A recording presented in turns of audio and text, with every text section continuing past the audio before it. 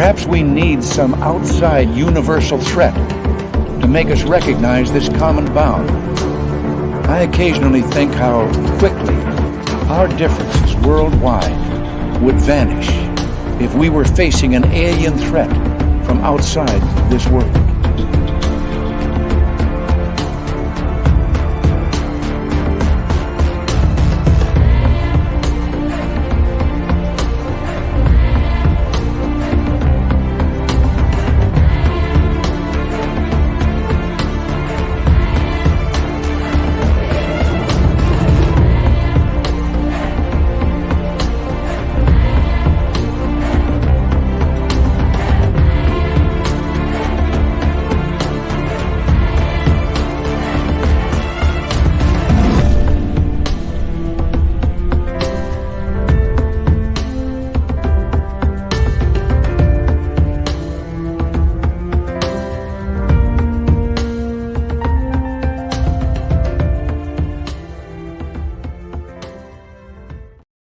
Welcome to the Wednesday night edition of Spaced Out Radio tonight, where we get into dragons, UFOs, UAP. Dr. Robert Shiepe is going to be here momentarily to rock and roll with us about the subjects that we love here. My name is Dave Scott. Good to have you with us. If you're new, don't forget to hit that subscribe button, ring that bell, as we are going to have some fun tonight. We also say hello to each and every one of you. Race fan in the gold medal position. Laura Lobbs taking home the silver. Kurt M. with a bronze medal tonight. Thank you for joining us, everyone. Who else do we got here? We got Robert Lamoth and Jimmy Gonzalez, Road Flair, Jennifer Patterson, Paul Demon, Chris 716. How y'all doing? Ron Baca, Y2K, Jessica Davenport is here. Jessica Davenport will be signing autographs after the show. Line up to the left of the studio, if you don't mind, to the left of the studio. There he is, Brown Dwarf, and number 17 in your program from Stockholm, Sweden, starting at center ice, Lars Janssen. There he is. Mama Catherine, mwah, I love you. Thank you so much for being here. Can't wait to see you in Reno at the fan party. Lee the Bee and Eternity Eternal, how you doing? Dewey Cheatham, Latro, and Digger Dog, how y'all doing? Dragonfly, thanks for coming on in. T-Bone, my man, good to see you. W. David Page, thanks for coming on in. SG Nav Spotter. And who else do we have here? We have the purple-haired Pixie Lara. Thank you for joining us. Paula Fost is back. Paula Fost will be signing autographs after the show as well. Line up to the right of the studio, if you don't mind. To the right of the studio. Nick Adkins, Welsh Hammer. Gaia Love One, welcome to SOR Chat. Thomas Rock, thank you for joining us. Sunny J Shores, good to see you again. And Time Travel 82, thanks for coming on in. Brian Morgan, good to see you. And who else do we have here? We have Blue Cruz, Becca Boo, and Skip to Maloo. Susan Alloway, thank you for coming on in. Quantum Momentum, welcome to SOR Chat. Hi, Nina Williams. And Dino Bravo, good to see you. Kobe or Cobercross or Cobercos, there we go. Cobercos 23, welcome to SOR Chat. First time listening in live, good to hear. Here, let's put you up there, right there. There you go. Hi, Vanessa. Thank you for coming on in. GSCO, how you doing, buddy? Maureen Green, Spirit Fox, Joshua S., nice to see you all. And there's Corey Cole, Welsh Hammer, Rex Goodrum. Thank you all for coming on in. And who else do we have here? Views Eddie, what's happening? And who's over on Facebook right now? Let's take a peek. Let's take a peek here. Susan Lawrence, good to see you. And where are we here in our roll call? Let's see. 5DRG, Matthew Goodka, thank you for coming on in. And let's see. If you want Geraldine, you got to come to Reno, May 10th through 12th. For the fan party. She will be there. All in person. Clemente, welcome to SOR Chat. And let's see. I think we're caught up. Jenny White Bear, good to see you. Let's get the radio side started. And thank you for coming on in to the radio side and the podcast side of Spaced Out Radio tonight. Dragons of Marina Del Rey with Dr. Robert Shiepe coming at you here momentarily as we are building on the the show right now. And we're waiting for Bill WD-40 to enter tonight's show. That way he can lube us up for a good night of entertainment. Pam Harris, thank you for coming on in. John P. Ventures, good to see you. Hey, Guy Calgary, how you doing, buddy? And let's see, who else do we have roll call with tonight? Davey, what's happening? Good to have you back. Remember, the super chat is open. It's a wonderful way to support what we do on this show on a nightly basis. As well, you can shop at our Spaced Out Radio store. We do not have ugly swag, people. No ugly swag here for you to wear that you're only going to wear to a garage sale or a flea market or to paint the house. No, you're going to like our stuff. Go shopping, spacedoutradio.com. We'll have more on our radio event coming up here soon at our next break. But for now, let us get ready to rock. Hi, Human Carl. How you doing, buddy? Over there. Jeff Steve Garvey. He'll hit a home run for you. Horns up.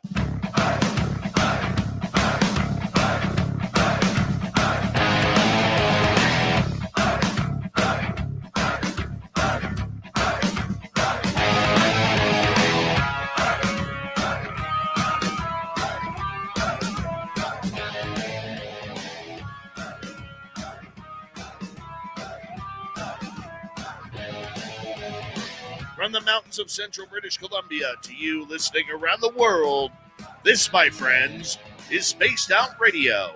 I am your host, Dave Scott, sitting in the studios here at SOR headquarters. We welcome you to tonight's show on our terrestrial affiliates around North America, digitally on Odyssey Radio, TalkStream Live, and KPNL. All of our archives are free. Join us at youtube.com/Spaced Out Radio. Do old Davey the favor, hit that subscribe button. You can follow us on Twitter at Spaced Out Radio, Instagram at Spaced Out Radio Show, and on Patreon in the Space Travelers Club. Our website, spacedoutradio.com. We have a plethora of features for you. Rock out to Bumblefoot, read the news wire, check out our swag as well. Tonight's show is brought to you by Chive Charities. Help make the world 10% happier by visiting Chive Charities today. You can find them on our website. Tonight, we got a great program of entertainment. Dragons of Marina Del Rey with Dr. Robert Shiepe coming up here momentarily. Then in hour number 3, Steve Stockton returns with another creepy story from Among the Missing. Following that, Courtney Marcassani gives us the news update on the UFO report. All right, let's have some fun here. Dr. Robert Shiepe is a Los Angeles area pharmacist who has researched UFOs and aerial paranormal activity off the Southern California coast for more than 40 years. He's using a special recording technique and has captured countless unexplained events, which will be shared here tonight with his stories. He has connections in the military. He has connections around California of people just like you and me, and some names that will never be released, that love and research UFOs. Dr. Robert Shiepe, welcome to Spaced Out Radio for the first time. Good to have you here. Thank you very much, Dave. I appreciate you having me for the invitation, and thank you to all your listeners who are tuning in to see what I have to say. I promise you won't be disappointed. Yes. Well, we appreciate you taking the time, because the one thing that is very hard in the UFO world is finding new voices who've been doing this a long time. 40 years already. 40 years you've been doing this. I mean, what got you started? What got you interested? Because as a man of science, which most doctors are, you're not supposed to play in the UFO world. Wow. Actually, it's like 1975, so it's closer to 50 years. But how did you almost like born? I was just born with the intuition that something is going on. Something is going on. And wow, I'll give you a brief history. I went to pharmacy school in Laramie, Wyoming. And as it turns out, I got lucky. There was a very big case going on there. There was a farmer, Pat McGuire. Nobody really knows about him. It's very similar to the Pleiades case in Switzerland, Billy Myers. But Pat McGuire was being visited. And so I learned about it. And I actually went to his ranch and saw what was happening firsthand. And that was 1979, and it's just been with me ever since. And I got to hang out actually with some legends like Dr. Leo Sprinkle was a professor at Laramie, Wyoming. and we became good friends. I didn't know at the time he was a legend, so it worked out really well. I mean, he would hang out with Dr. Hynek all the time.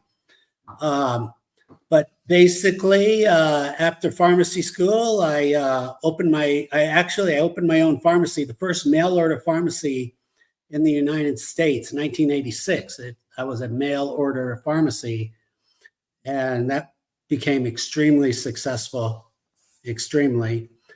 And it just got better and better. And 25 years later, I retired 2012. And then really all this UAP, all this UFO activity really started the summer of 2017, about 6 years ago. And I'm not kidding you. That's really took off the summer of 2017. So if you want, I'll just jump in and tell the story. I would love to hear that story. Let's go back to 2017. Yes. Well, I live in Marina Del Rey on the hill so I could see the ocean, the city. It's spectacular, like being in a weather balloon.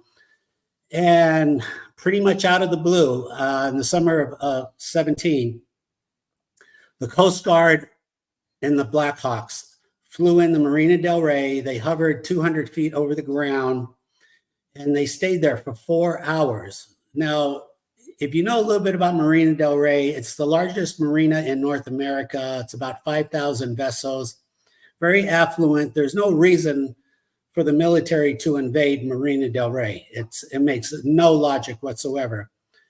And somewhat having a heavy science background, it got my curiosity, but I didn't really overreact. I just watched and listened. But this kept happening every day for 2 weeks. They were there 4 hours every day for 2 weeks. And then finally I took my camera. I started to record the Coast Guard and the Blackhawks. It's like, what's going on? And then that's when I saw these tiny objects flying around our helicopters, extremely fast. And I said, what could this possibly be? And I gave it obviously hundreds of hours of analysis at the time. And at first, it's like everyone else, these got to be birds, these got to be bugs. And in particular, they got to be dragonflies, because there's a 20% similarity of a flight with these objects and dragonflies. So it's where I really got the name from, dragon, from the original dragonfly. So they're not insects, they're not bugs. I've collected a lot of data, 12,000 hours of research, 4,000 videos now of these UFO dragons. And the reason I have 4,000 videos is because they're extremely predictable when and where they will be.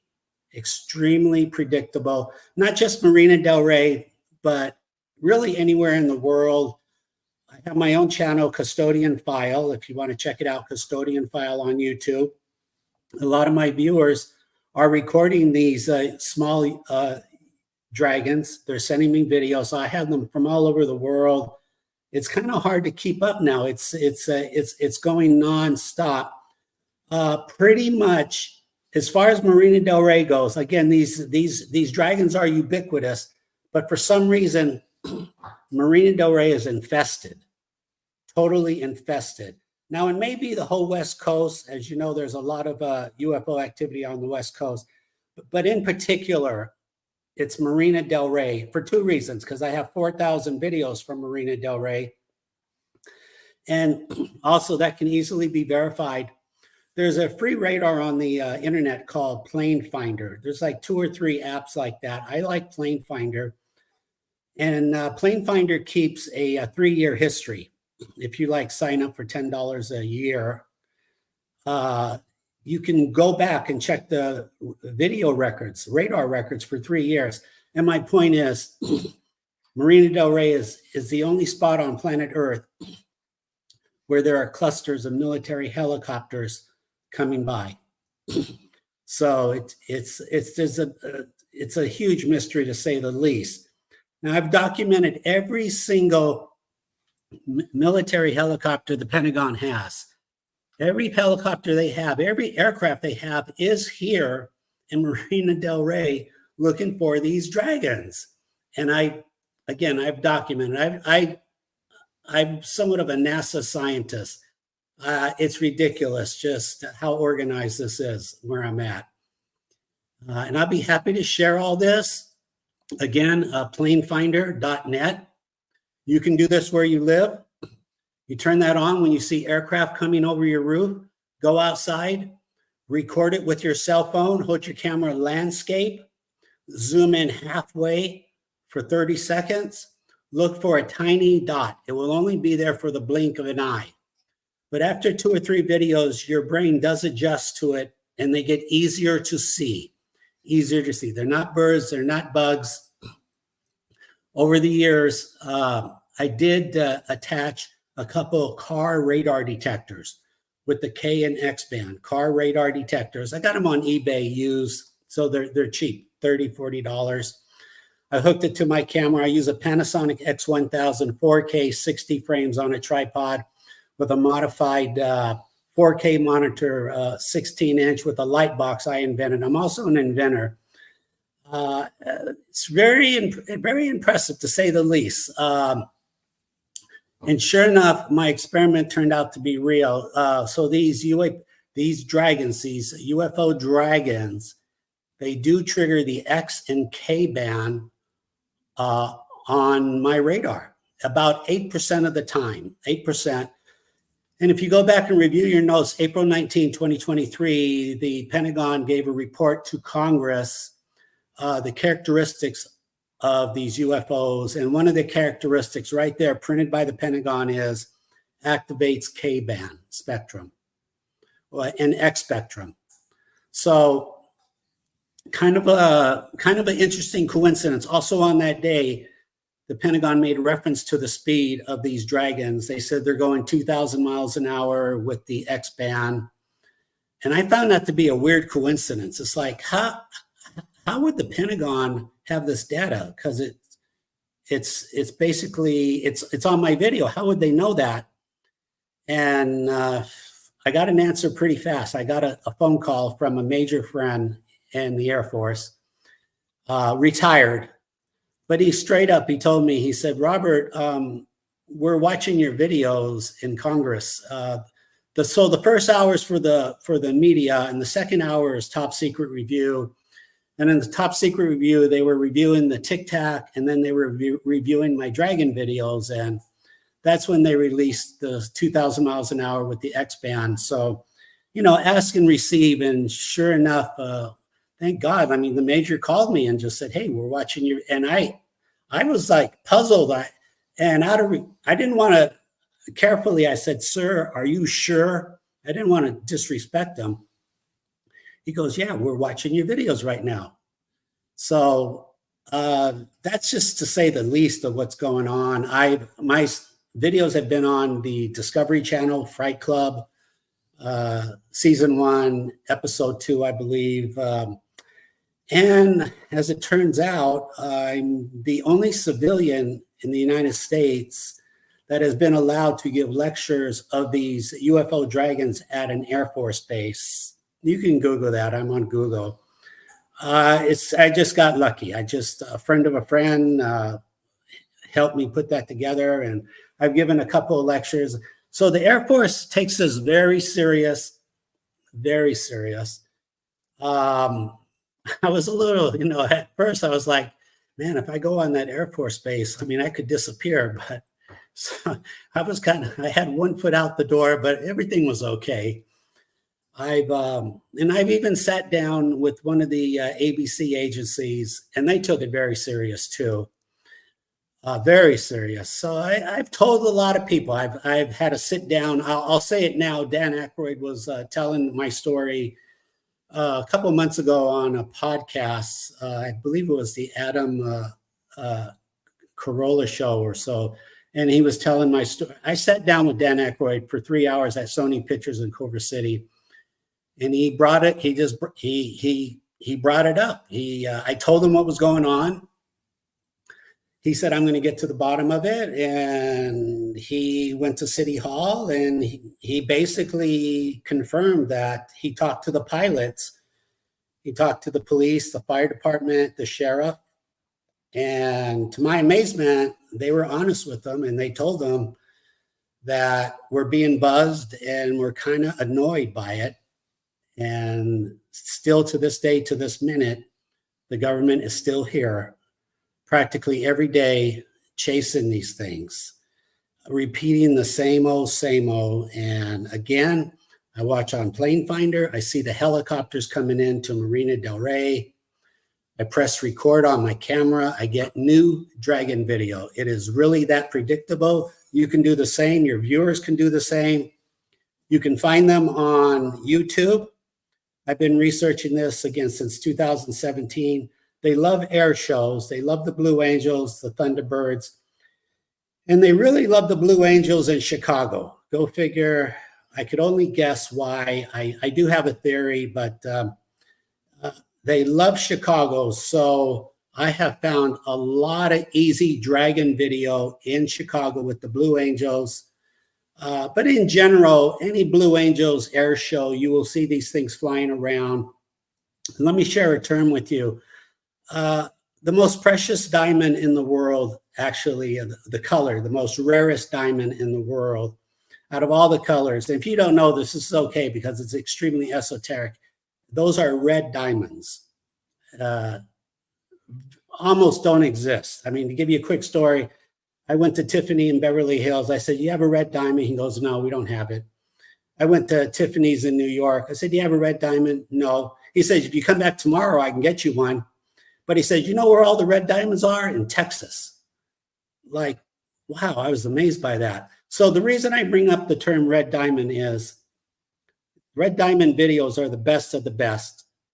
And even though I have 4,000 UFO dragon videos, I have 4 red diamond videos that is good as any CGI expert in Hollywood could ever produce.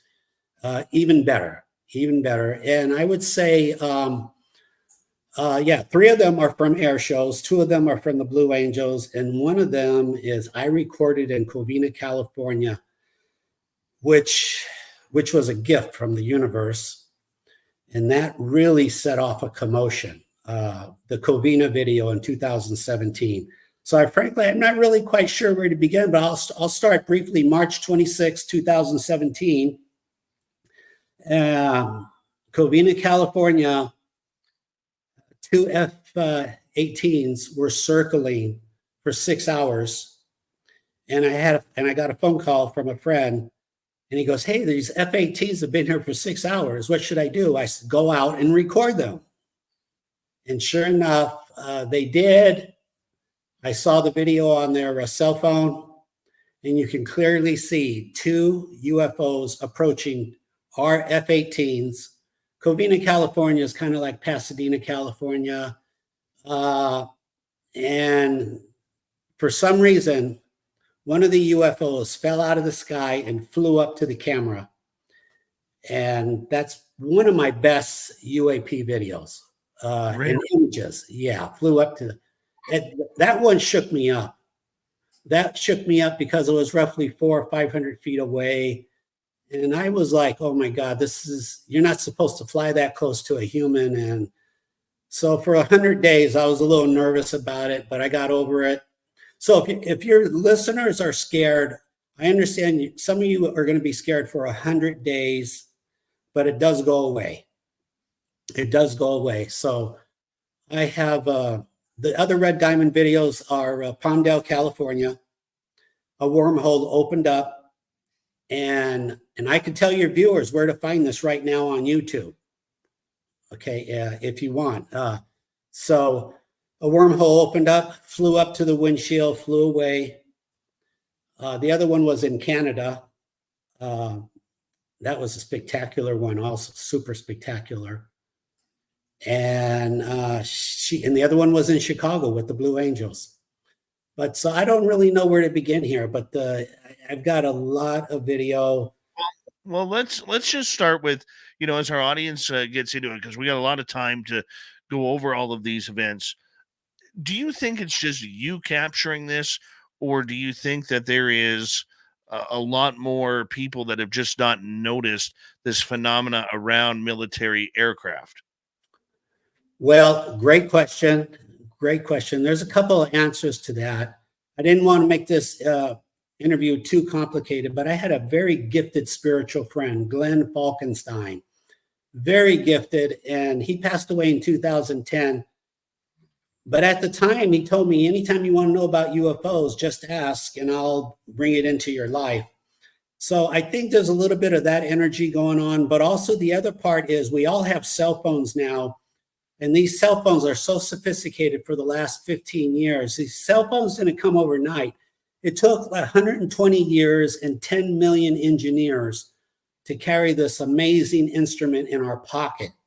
And these cell phones, the resolution, the 4K, the 60 frames, 120 frames, now the new ones, the 8K, they're making this happen. They can see what the human eye cannot see. And we all have these cell phones. So I'm informing people on how to record them. But as far as the air show goes, I've had to watch close to 1,000 videos on YouTube. That's how I was able to put one and one together, where I noticed a lot of them are at air shows. And in particular, they favor the Blue Angels, and they favor the Blue Angels in Chicago. And again, because you can call me out at any moment. I'm not really doing this for money or fame, because I did all that. Knock on wood, I did all that. And I'm doing this for humanity. So I really am quite positive that once we're on board and we understand what's going on, we're all going to be better off. We're all going to be motivated. We're going to want to know what's going on with these UFOs. We're going to want to know how they fly. It's going to move us in a positive direction. That's my belief. So go ahead, ask questions. If you want to know where the wormhole Palmdale is, I could quickly tell you, and your viewers can look it up in their spare time. Very simple. So it's up to you. I don't want to give out more information. We got 2 minutes to go before we got to go to break here at the bottom of the hour. Dr. Robert Shiepe is with us. Where are you? Where is this portal that you talk about? Yes, sir. Okay, real simple. Blue Angels Looking Forward. That's the title on YouTube. Blue Angels Looking Forward. I believe by Stan, the guy who posted it. The portal is exactly, write this down, is exactly at timeline 2313 and 2314. 2313 to 2314. There is a way to watch frame by frame. I'm not allowed to share that technology because it's proprietary with YouTube.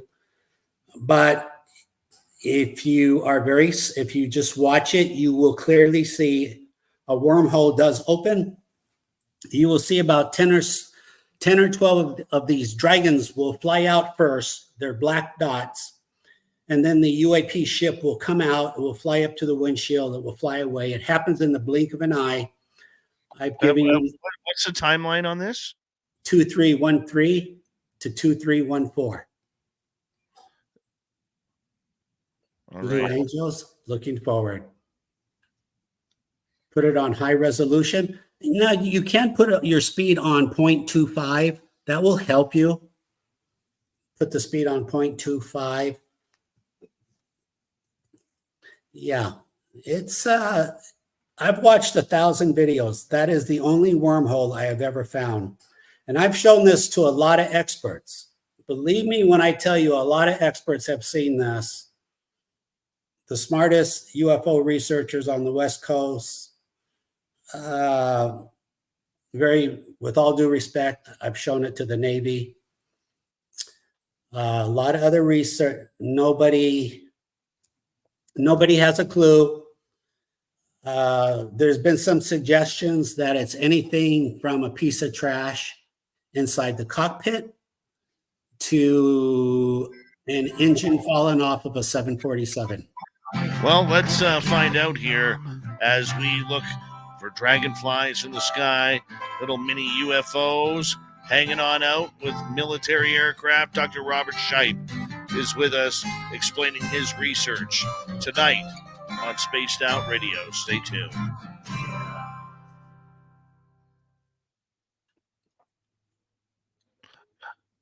Okay, I'm trying to find the video here.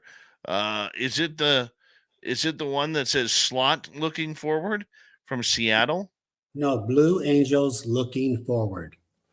Yes, I'm looking for that. So there's Blue Angels ride looking forward, Blue Yeah, Angels. that should work. Blue Angels Ride. Yeah, by Stan Jones. Yeah, they're all by. Let me go to Stan Jones' page here. Blue Angels. Yeah, it's pretty simple. Blue Angels looking forward. Blue Angels ride looking forward. That might be it then. Yeah, does it say Stan Jones? Yeah.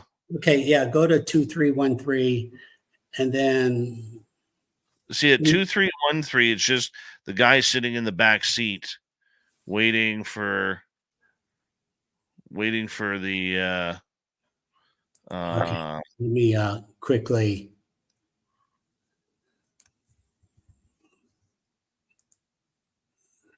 It is, yeah, Blue Angels Ride looking forward. Yeah. Yeah. at the 2-minute mark. No, 23 minutes and 13 seconds. 23 minutes. Okay. 2313. Let me.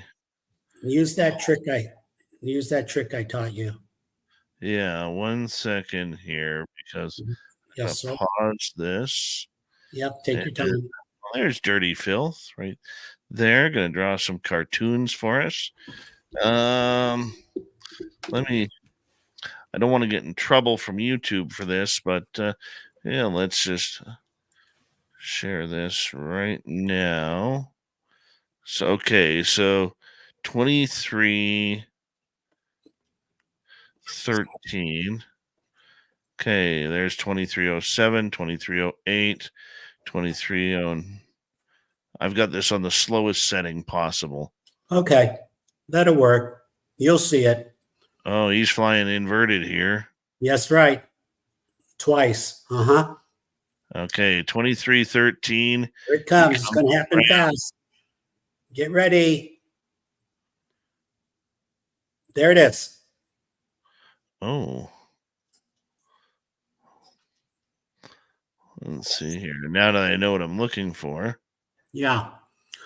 You'll see the white reflection of the helmet. Don't worry about that. Yeah. You'll see the wormhole. It looks like a cloud. You'll see a lightning bolt. You'll see some dragons, and then you'll see the UFO. Okay. Yeah, see down. There it is. You passed it. Damn, that's fast. It's impossible to find. It's 2309. Oh, and I don't want 22. That's 2310. Okay, let's count this down here.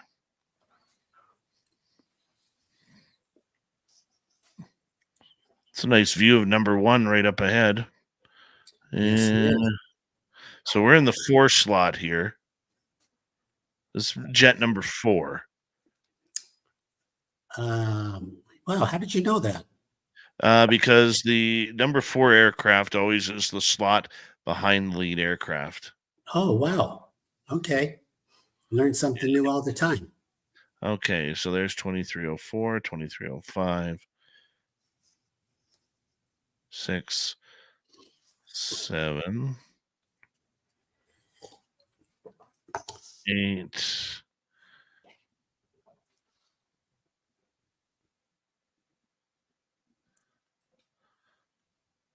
9. Okay, they split off. He's about to roll. Correct. 11. I've told a lot of people this video. Like I briefly said, the theory is it's either a piece of trash in the cockpit or it's an engine falling off of off of an airliner. Whatever you want to believe. Right there. There it is. Got it right there. Okay. That almost looks like a black triangle. Yes. Kind of correct. Yes. Yes. And if you take the time and if you enlarge it, you see more detail. I've done that. So some of your researchers are very serious. On your settings, put the resolution up to 1080 or higher, depending. Yeah, quality, it's at 1080. Okay, good. All right. We're going to have to just pause this for a little bit because we got to come back here. Thank you to T-Bone and Pam Harris for the super chats. Very much appreciate the love. And here we go, everybody.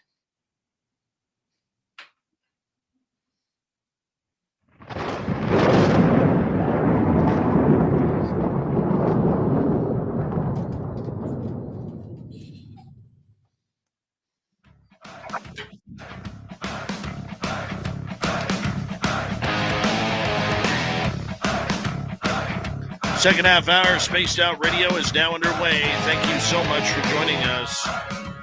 My name is Dave Scott. Always appreciate earning your listening ears. Reminder to all of you that if you missed portions of this show or others, you can always check out our free archives at youtube.com/Spaced Out Radio. Do old Davey the favor. Hit that subscribe button. Our website, spacedoutradio.com. We have a plethora of features for you. Yes, a plethora. Rock out to Bumblefoot, read the news wire, check out our swag as well tonight. Yep, and where else could you go? Follow us on social media, on Twitter at Spaced Out Radio, Instagram at Spaced Out Radio Show, and on Patreon in the Space Travelers Club. Here's Dr. Robert Shiepe filming UFOs for more than 40 years. Little black dragonflies that seem to follow military aircraft. This is so weird. Dr. Shiepe, thank you so much for joining us.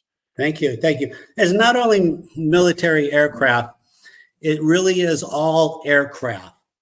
Like I said, when you see helicopters or airliners in the sky, pull out your camera and take a chance. Just record it. It costs you nothing. Here in Los Angeles, the airliners, ironically, airliners that fly over Culver City, California, always get tagged. Those are the easiest to record. So if you do come out, if you're in Los Angeles, wait for the airliners coming in from the north runway, and they fly over Culver City, turn your camera on, zoom in halfway, you'll record these. And by the way, actually a pilot, an airline pilot, did see a UFO over Culver City, California, reported it to the FAA. So that is official on the record. I documented it before the pilot documented it with the FAA. Kind of easy. There's a psychology to all this, and it's kind of easy. Of course, I had to record 4,000 videos to see the pattern, but now the pattern's very clear. Basically, anything over 150 feet, Dave.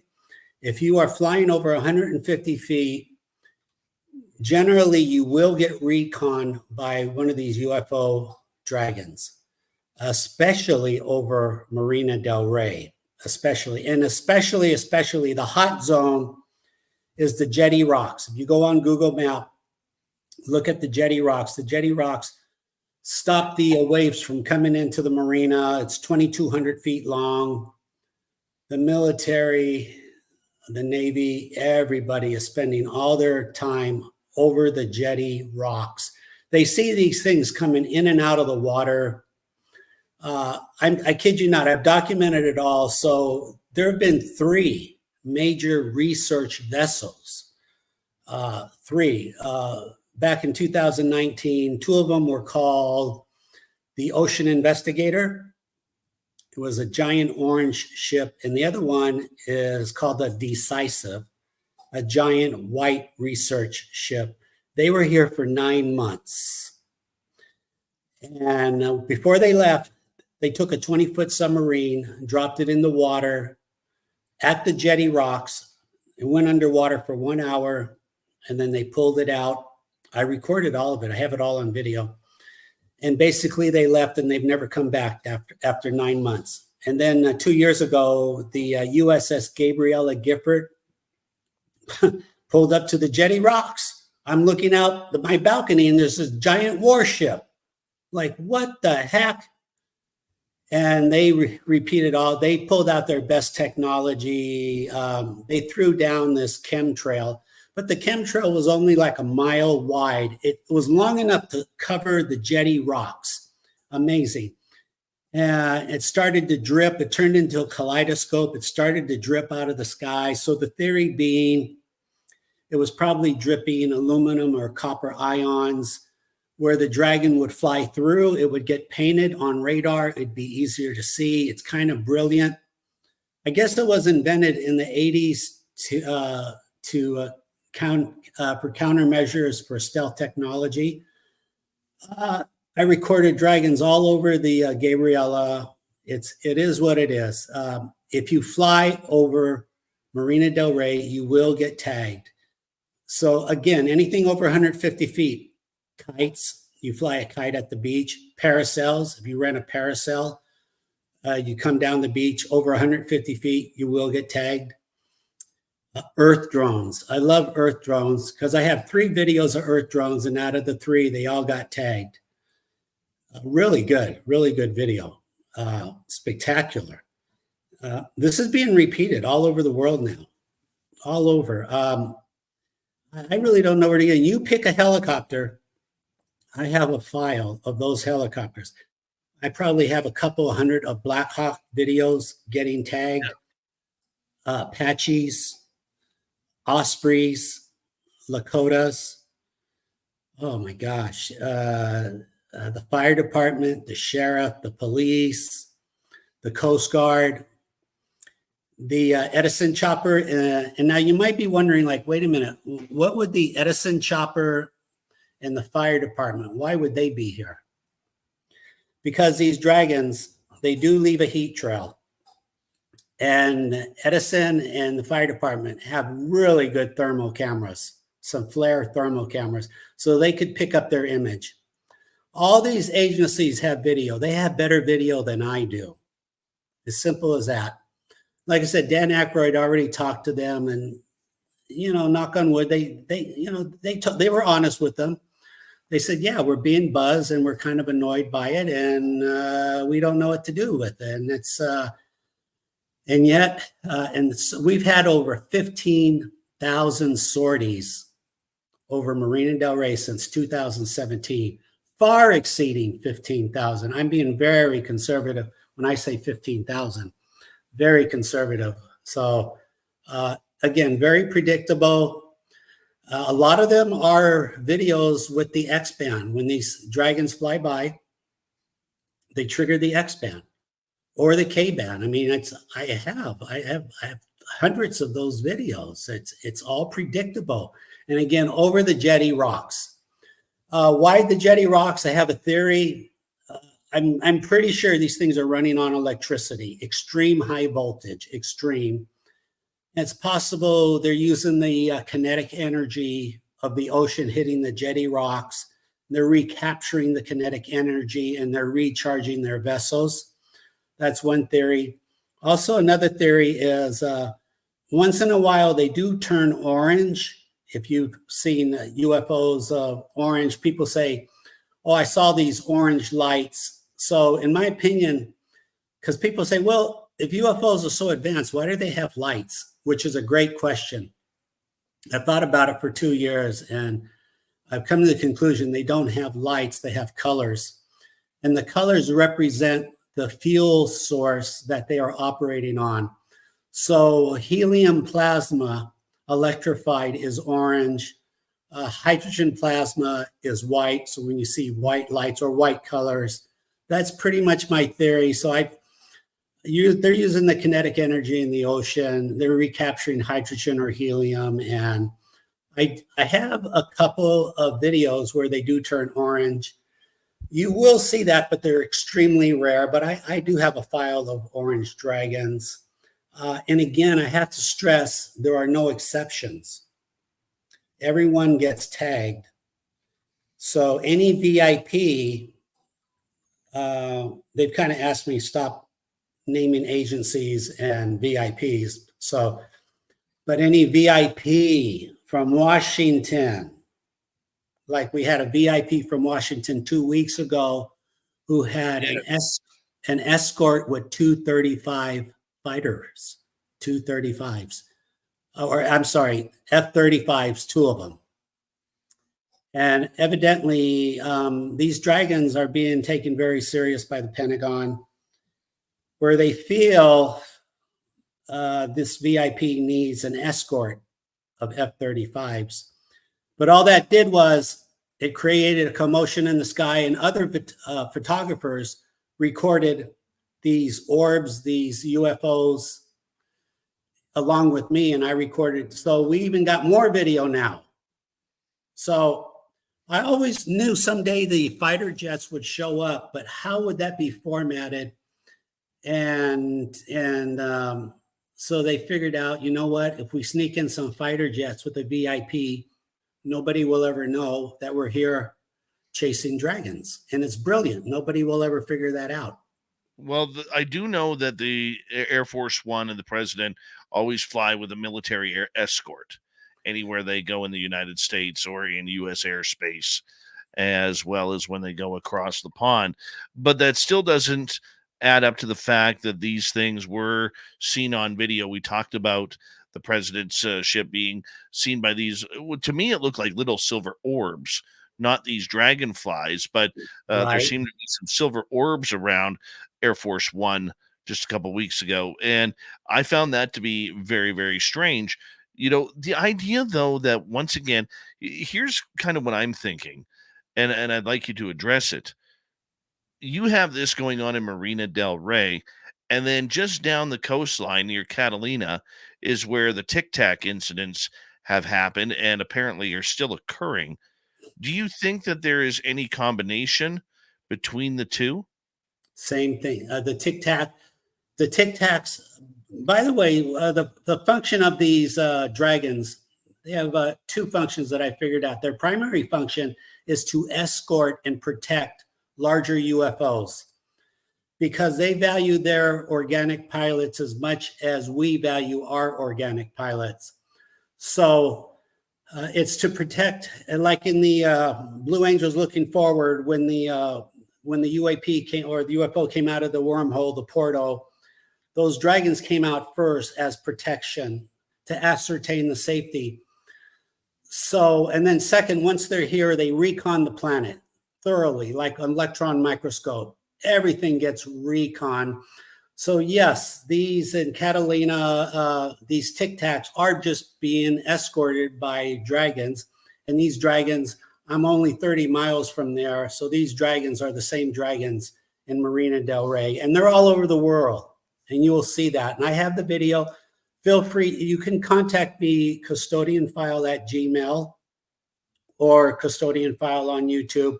You can call me out at any time. You won't hurt my feelings.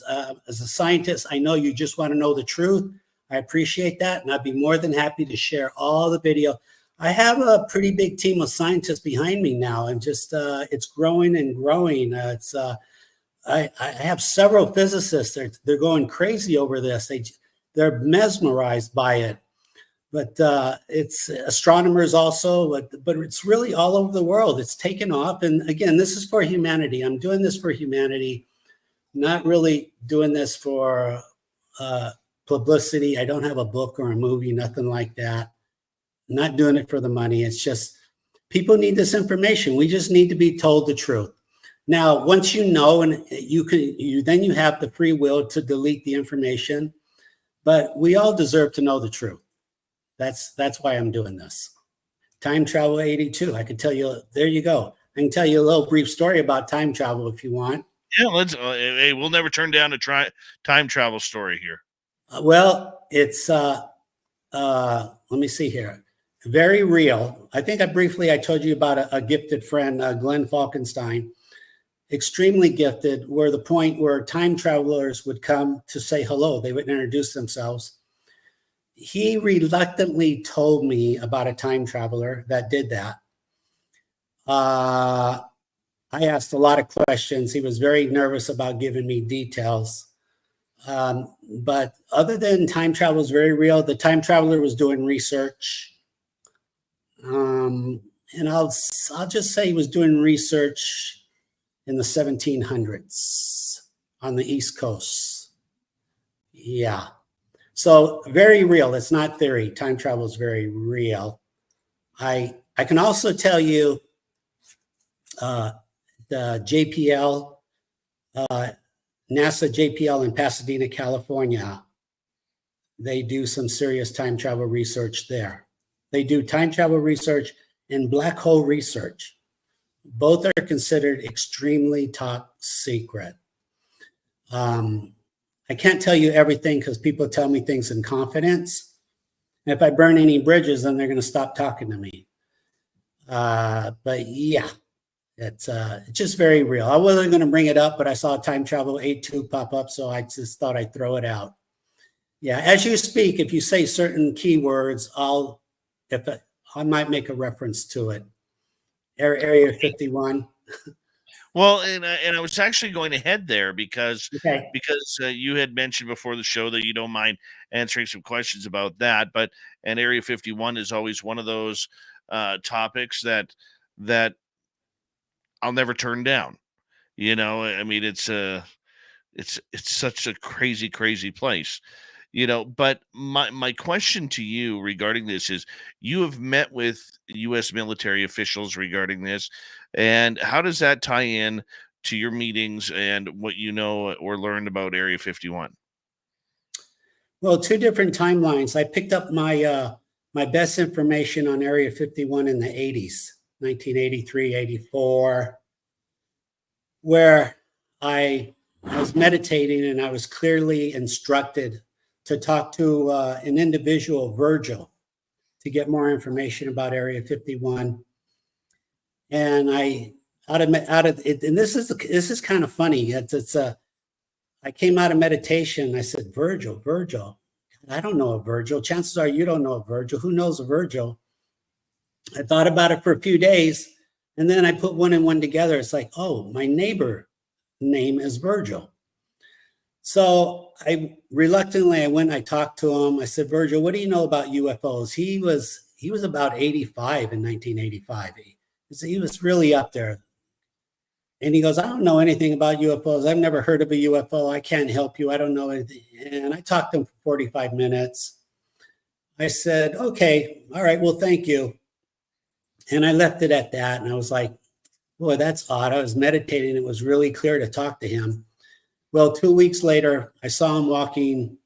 He was in front of my house. And I saw him walking by. I said, hi, Virgil. He goes, hey, wow, guess what I did? I went to Las Vegas this weekend. I said, oh, yeah, that's because he often did that because he had a lot of time on his hands. And he says, well, you know what I did? I spent the weekend with my general friend. I said, a general? What are you talking about, Virgil? He goes, yeah, I was in the Korean War. I have a friend, he's a general. And I'm listening, and you can't even make this up. So he says to his general friend, sir, have you ever heard of a UFO? Like the innocence of a child. It's like, and I'm thinking, Virgil, you cannot ask a general that question. And go figure, the general said, yeah, Virgil, we have one. And for whatever reason, maybe he was thinking, I've known this guy since the Korean War. He's not a threat to national security. You know, he's probably going to pass away in another week or two. I might as well tell him what I know. And he took him to a base. Now, the way he explained it, I don't think it was Area 51 because that would have been 2 hours away. And that would have been too much for Virgil to stay in the car that long. I thought about it for a long time. Now, if you go on Google Map, there is an Air Force Base in North Las Vegas, Nellis Air Force Base, the home of the Thunderbirds, the home of the Thunderbirds. So I was like, whoa. They took him on the base, and he said he walked up to a very large hangar, which is obvious, expected on an Air Force base. Now, inside the hangar was a custom built smaller hangar, something like 60 by 60. And while he was walking up to this smaller hangar, they had windows, clear windows, and he could see through the windows. And there were photos attached to the wall behind the windows, and they were photos of the UFO. So evidently, before they show you the UFO, they show you the photographs. And I guess if you freak out and you can't take it, then they're not going to show you the ship. They're just going to tell you get out. But in detail, he walks down the little hall in this, and it was covered with a tarp. And they showed it to Virgil. And they said, okay, now you have to go, Virgil. I mean, here's the UFO. So the point is, that's never been told anywhere of a small hangar and a larger hangar with the windows, with the pictures tacked on the wall. So I went on Google Map and I said, wow, just for the heck of it, I'm going to look at the runway at Nellis Air Force Base and see if anything's out of place. And if you look at the end of the runway, there is a facility. And offhand, I think it's called remote sensing, where if you Google it, it is an emergency response team for radiation accidents detection to find radioactive material. And I started thinking, like, if you were to hide a UFO on an Air Force base, where would you hide it? Inside a radiation facility. Who would ever think of looking there? Nobody. Because if you saw a sign that says no trespassing, you'd still want to go in. If you saw a sign that said danger, high voltage, you may want to still go in. But if you saw a sign that said danger, radiation, nobody's going in. And so that's my theory, that they took Virgil to Nellis Air Force Base in North Las Vegas and showed him the ship.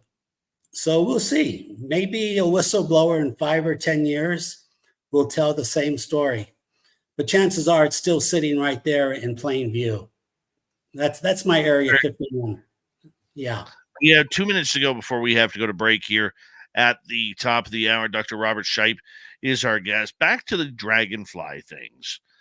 Yes. Why do you call them dragonflies? Why Okay. not little? Yeah, great question, because I was sure the first year they were dragonflies or birds. They had to be. They had to be an insect. They had to be. So I went out, I got a better camera. Like I said, I got a Panasonic X1000. I modified it with a 14-inch 4K monitor with a custom light box with radar equipment, using with an iPad attached for plane finder. I could see the aircraft coming in. I can predict it down to 8-second window, 8, 7, 6, 5. Okay, fly by now, and they fly by. And they trigger the X-band and the K-band. And this is all over the world, but I just had 6 years head start. So like I said, 4,000 videos. So I've kind of got it figured out. I think, knock on wood, the government is like, I'm giving this information away. And I think I'm gathering more information than they are. So as a courtesy, I think they're leaving me alone for now. And I appreciate that. Thank you. I mean, my videos are open source. I'll share them all with the Pentagon or any UFO researcher. They're open source. It's for humanity. Well, they are very interesting.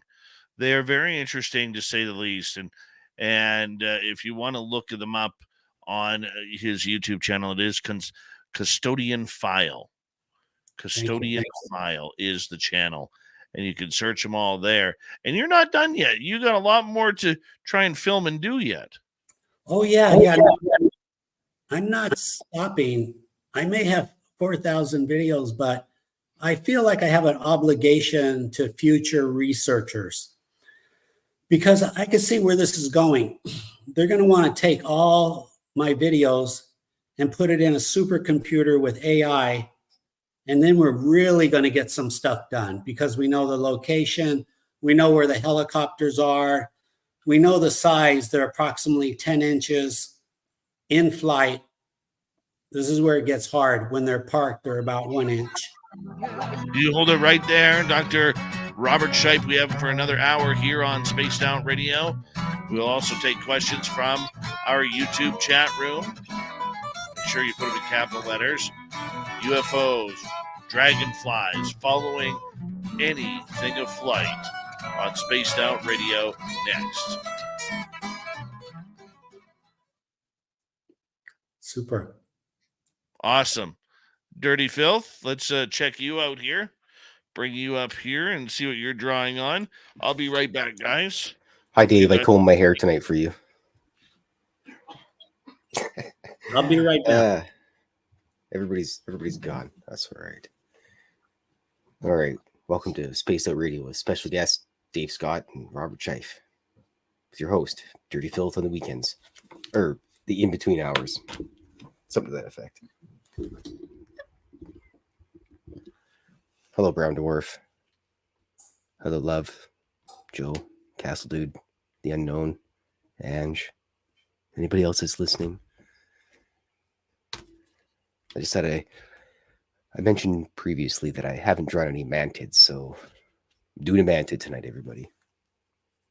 Drawing a mantid, not doing. I would like to keep my head.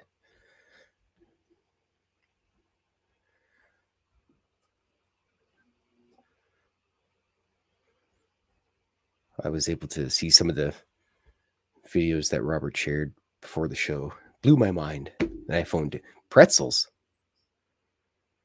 Ooh, the German in me just found pretzels out of the chat room, and there I am. Now I want pretzels. Anyways, I've seen some of the videos that he has, and they're pretty interesting. I'm not sure if you guys seen the one with the chevron in the bottom right corner. What are you doing? Stop it.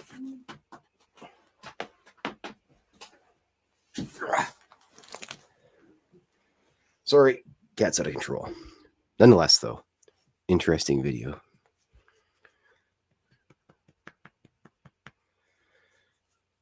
Hope everybody's having a great night. The gremlin has arrived. He thinks he's starving, but he's not. I can assure you all the cats are fed. You know what, Castle Dude? It's probably because you don't have that good grainy mustard. You got to have a good grainy mustard.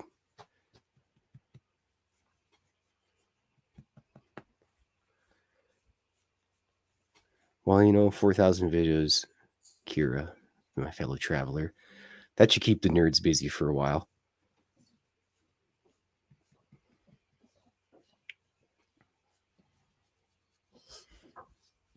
Yeah, he's kind of camera shy, but I'm just waiting for the paint to dry here. Hopefully no cat step on it. Cat hair everywhere now. Unavoidable. My black triangle is not quite dry yet. I was actually thinking, don't lick it. I was actually thinking of doing a acrylic painting one day. Haven't broken out the acrylic paints for a long time. Alrighty. So in this one, I've got the reptilian, the mantid, the gray alien. And the reptilian saying, why don't we just show up at the White House? And the gray alien says, the plebs may be ready for us gray aliens, but not you weirdos. Because, that's what we really need is some reptilians or mantids to just show up at the White House or something, or Parliament Hill in Canada and scare the bejesus out of everybody. It could be worse. It could be the aliens from the Alien franchise movie. That's why I'm leery of Cabbage Patches.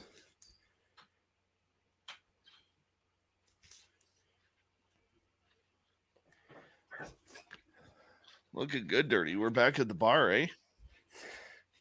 Yes, we've got a mantid and a gray alien and the reptilian.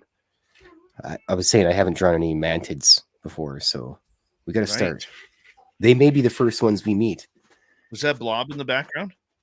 No, this is the gremlins here, and then Whiskey's pulling on the chair, and Blob's come up here. Hold on a second. Hold on. We're going to get a Blob sighting, people. There's Blob, our favorite cat. All hail the mighty Blob. The official cat of Spaced Out Radio. Blobbert right there. Checking out the art. She's the art director, Dave. Very important to get the stamp of approval. Absolutely. Look, she's watching right there. No. I think you gotta do something over here. The editor is not very happy with this. Oh, yeah. People love the blob. People love the blob. Let us say hello while we're watching Blobbert. Let us say hello to Sovereign Farts. Rip him hard, buddy. And let's see, who else do we have? JBD, thanks for coming on in. And who else has joined us here? Mr. Eon, the voice of the gods. Good morning to you, my friend. And let's see. Oob to Joe's Bane, you've got aliens. Yes, you do. Thank you to T-Bone and Pam Harris so far for the super chats. Very much appreciate it. May 10th through 12th. Make sure you mark it on your calendar. Everyone is invited. Everyone is invited to the SOR fan party in Reno, Nevada at the Silver Legacy Casino and Resort. We have 25 rooms booked for our audience. If you want a discount, okay, call them up and say, hey, I need a room for that weekend. We got the free radio show. We got the VIP party. VIP tickets are $100. Regular tickets are $60 for the entire weekend. We're bringing in a bunch of our guests to hang out with you. And yeah, we want you there. Everyone come. Reno, Nevada at the Silver Legacy Casino Resort. Send your info to info@spacedoutradio.com. info@spacedoutradio.com. That way we could get your tickets. Here we go. You're listening to Spaced Out Radio with Dave Scott. Follow Dave on Twitter at Spaced Out Radio and on Facebook, Spaced Out Radio Show. Here we go with hour number 2 of Spaced Out Radio tonight. Thank you for joining us. My name is Dave Scott. Very much appreciate earning your listening ears wherever you are on this beautiful planet we call Earth. Hello to everyone listening in on our terrestrial affiliates around North America, digitally on Odyssey Radio, TalkStream Live, and KPNL. All of our archives are free. Join us at youtube.com/Spaced Out Radio. Do old Davey the favor, hit that subscribe button. The Desert Clam has set the password for tonight in the SOR Space Travelers Club. Exesis. Exesis is your password. Use it wisely, space travelers, as the Clam sets the password each and every night right here on Spaced Out Radio. Our website, spacedoutradio.com. We have a plethora of features for you. Rock out to Bumblefoot, read the news wire, check out our swag as well. Follow us on Twitter at Spaced Out Radio, Instagram at Spaced Out Radio Show, and on Patreon, you can join the Space Travelers Club. We continue on hour number 2 tonight with Dr. Robert Shiepe, dragonflies in Marina Del Rey. We're learning about this. This is so interesting. These little, call them dragonflies that seem to be going around everything that is in the sky. What is happening, Dr. Shiepe? Thank you for joining us. Thank you. Thank you very much. I appreciate being here. I'm looking forward to sharing a lot more information with you. Yeah, these, when you watch my channel, Custodian File, I get it. When you're new, you're going to go, oh, these are birds and these are bugs. So those are based on assumptions. They really are. As in, if the bug's too close to the camera, it's going to appear to be traveling at very fast speeds. It's part of parallax. And let me share with you, it's extremely hard to record a real bug. Go out there and give it a try. Try to actually record a real bug. Very hard to do, especially now in the winter coming. Even harder, but these dragons are 724, winter, summer.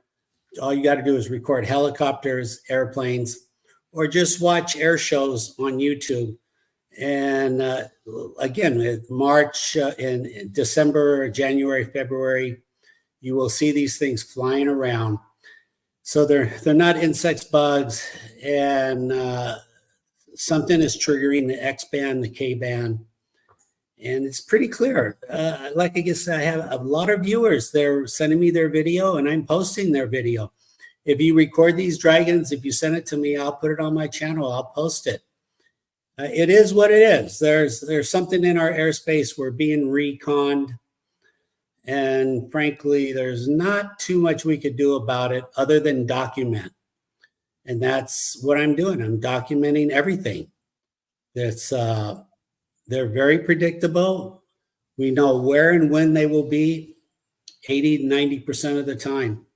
Very predictable. You can't do that with a bird or a bug. Nobody can predict where a bird or a bug will be.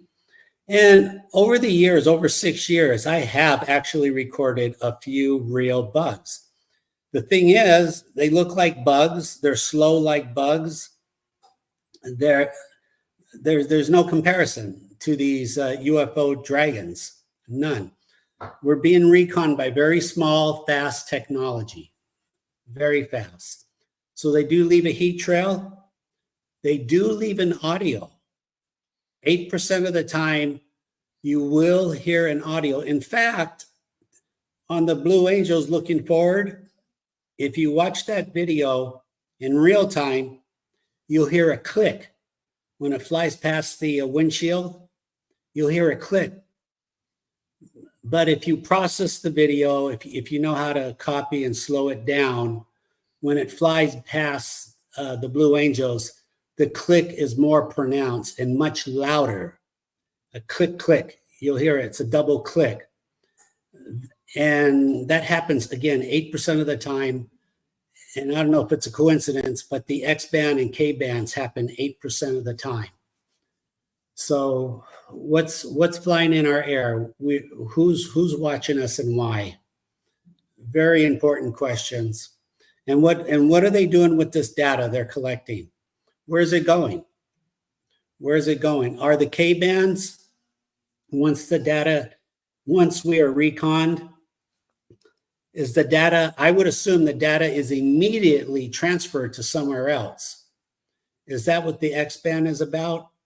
Is that and where is it being transferred? Is it being transferred to a satellite around the planet, a UFO that's cloaked? Maybe it's not cloaked. Maybe, what is that? The night satellite? I just learned about that. Or are they Black Knight. Or are they sending it to another solar system? We don't know. But you could assume once you're reconned, the data does not stay in the Dragon like for a week and then it's adjudicated somewhere else. It's collected and also transmitted in the same instant. That would be my assumption. Right. Now, what is the difference? And this kind of leads to Sovereign's question here as well. And good timing, because I was going to ask it. What's the difference between what you're seeing that you're calling dragonflies and what other people have caught on camera that look like rods or skyfish? Right. There is a connection. I have recorded some skyfish, some rods. And what I did is, by the way, I take these very short videos because at 2,000 miles an hour, you can collect maybe 10 or 20 frames. And I copy and paste each frame, and I call those interpolations. And I do have an interpolation of a skyfish. And the silhouette is very similar to the Dr. Miguel Alcubierre warp field. So these skyfish tend to associate with dragons. Those are much harder to record, very hard to record. It's just a lot easier to record dragons, but there is a connection. Also the orbs. Now these orbs have been popping up. So they're about 1 meter or 3 feet. They've been showing up. I mean, they showed up in the Middle East last year by our Reaper drone. They showed up with the president 2 weeks ago around the F-35s. I do have one orb recorded here over Marina Del Rey. They're rare, but they are starting to show up. And then it raises the question, why are the orbs here? If these dragons can recon anything at the speed of light, then why are there other UFOs reconning us? This is kind of a serious question. Again, because these dragons can recon everything down to an atom. So why are the orbs here? So my theory is it's a different species. A different species is here reconning us, and they're using orbs to recon us, which brings up the question, why is the other species here? Who's ever behind these dragons, why don't they just share dragon data with the other species?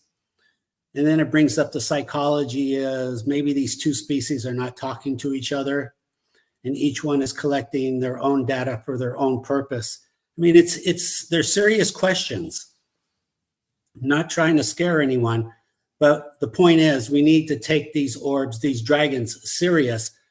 And why? Because there is something we can do about it. So it probably very advanced, probably at least 500, and they could be from our future too. I'm not going to assume they're off planet. Especially when you see the Canada video of a UAP, a UFO flying past an F-22, it looks like it's from our future. Personally, it's a very clear video.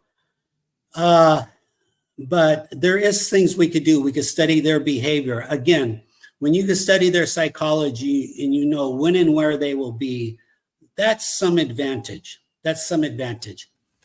I do have a video from 5 years ago where a Black Hawk flew into Marina Del Rey and evidently shot a dragon with an energy weapon.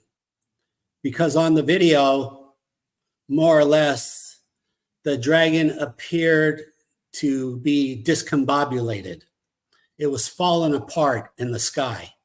It was just barely holding on by whatever advanced technology they had. It was tumbling. Normally they just fly across straight, and a few times they do show off and they'll zigzag or they'll make a U-turn. I do have those videos. But in this one very rare video 5 years ago, the dragon and there was a Black Hawk right behind it, evidently was hit with an energy weapon. It started to tumble. It was descending. It tried to plateau, straighten up, it tried to pull itself up. It fell back down. It was struggling. All this is in the blink of an eye. Because when you slow it down, I slowed it down and I interpolated it. And I have that. I'd be happy to share that with anyone, just custodianfile@gmail. But at the same instant, I keep a roof camera as a backup for emergencies. I have a Google 360 formatted roof camera, and just to capture things on very rare occasions. I don't know, like thunderstorms or earthquake. God forbid the next earthquake in Los Angeles, I'll have it recorded. It's a 724 system. Well, the point is, when Dragon 1 got shot and it was tumbling, Dragon 2 came to its rescue. You can clearly see that on the roof camera. It came to its rescue, and then Dragon 1 and 2 flew away, and that was the end of that video. It didn't crash. I thought it was going to crash. I had my camera ready. I said, oh God, the Army trucks are going to show up. The fire department's going to show up. There's going to be a big commotion, but nothing like that. So I'm not even sure if the Pentagon knows how close they came to shooting one down. Maybe you're thinking, if they're so advanced, how would we even get close? That's a great question. I don't think we're going to get that lucky again. I think they figured out our technology. I really don't see us getting. Also in 2018, earlier that year, based on my video evidence, the Army Special Forces did capture a dragon. It was February 25, 2018. I believe it was a Sunday night, 7 p.m. My roof camera recorded 4 Black Hawks flying right in front of my house, but this was much different. Chopper 1, the Alpha chopper, literally had its spotlight on the ground, illuminating the Marina Del Rey, as if to say, get out of our way. It's very odd psychology. Get out of our way. Chopper 2 was flying with its lights on. Chopper 3 was flying in the dark, no lights on. and Chopper 4. So they all had their lights on. The Chopper 1 had their spotlight on. Chopper 3 was pitch black. I could see it with my own eyes. It was pitch black, but on the roof camera picked up the IR, so you could see the heat on the Chopper 3. My point is, I really got the impression they were carrying a VIP package, extreme VIP. And they went north. I think they flew up to Point Magoo, about 35 miles from me. Well, 48 hours later, those 4 Black Hawks returned on Sunday afternoon at 2 o'clock in the afternoon, and they were flying frantic. They were flying in circles over Marina Del Rey in a frantic manner. Like, my theory is they did have a VIP package in Chopper 3. They opened the cargo, Point Magoo. Something flew out. The Dragon flew out. How they captured it, maybe it was an energy weapon. They knocked it out, was unconscious. But when they opened that cargo, it flew out and it returned to origin, Marina Del Rey. The 4 Black Hawks were here. I recorded the 4 Black Hawks frantically looking for this dragon. You could see the dragon flying around the Black Hawks. Unbelievable video. I got a bunch of audience questions here for you. Go ahead. If you don't mind. Please, Start off with Spirit Fox here. Could you please explain more about what this interaction looks like between these dragons and aircraft? Absolutely. So when they recon us, they do it in the blink of an eye. They want to know everything about our aircraft. They want to know about anything that's in the sky, basically. So again, kites, earth drones, balloons, but all our aircraft are being recon. They don't operate on assumptions. They don't operate like, oh, we've seen this airliner yesterday, we don't need to recon it. They don't think like that. That could be to our advantage because we could use their psychology to bait them. So they fly by very quickly in 1/3 of a second, and you could assume they're taking all kind of data points, everything, noise, pollution, fuel, radio frequency, mass, speed, you name it, wind turbulence. And again, Blue Angels, Thunderbirds, they're all being reconned. It doesn't take much to get their attention. If you have an Earth drone, send it up 150 feet, record it, and see if you don't see a dragon fly by. And don't be surprised if your Earth drone falls out of the sky with a dead battery in under 1 minute. Don't be surprised. So be a little careful about that because you don't want to lose your Earth drone.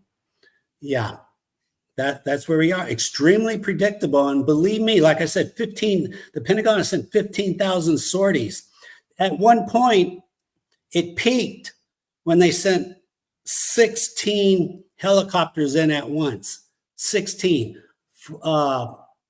It was 12 Black Hawks, the police department, and the fire department. 14. I'm sorry, it was 14. And they all got tagged.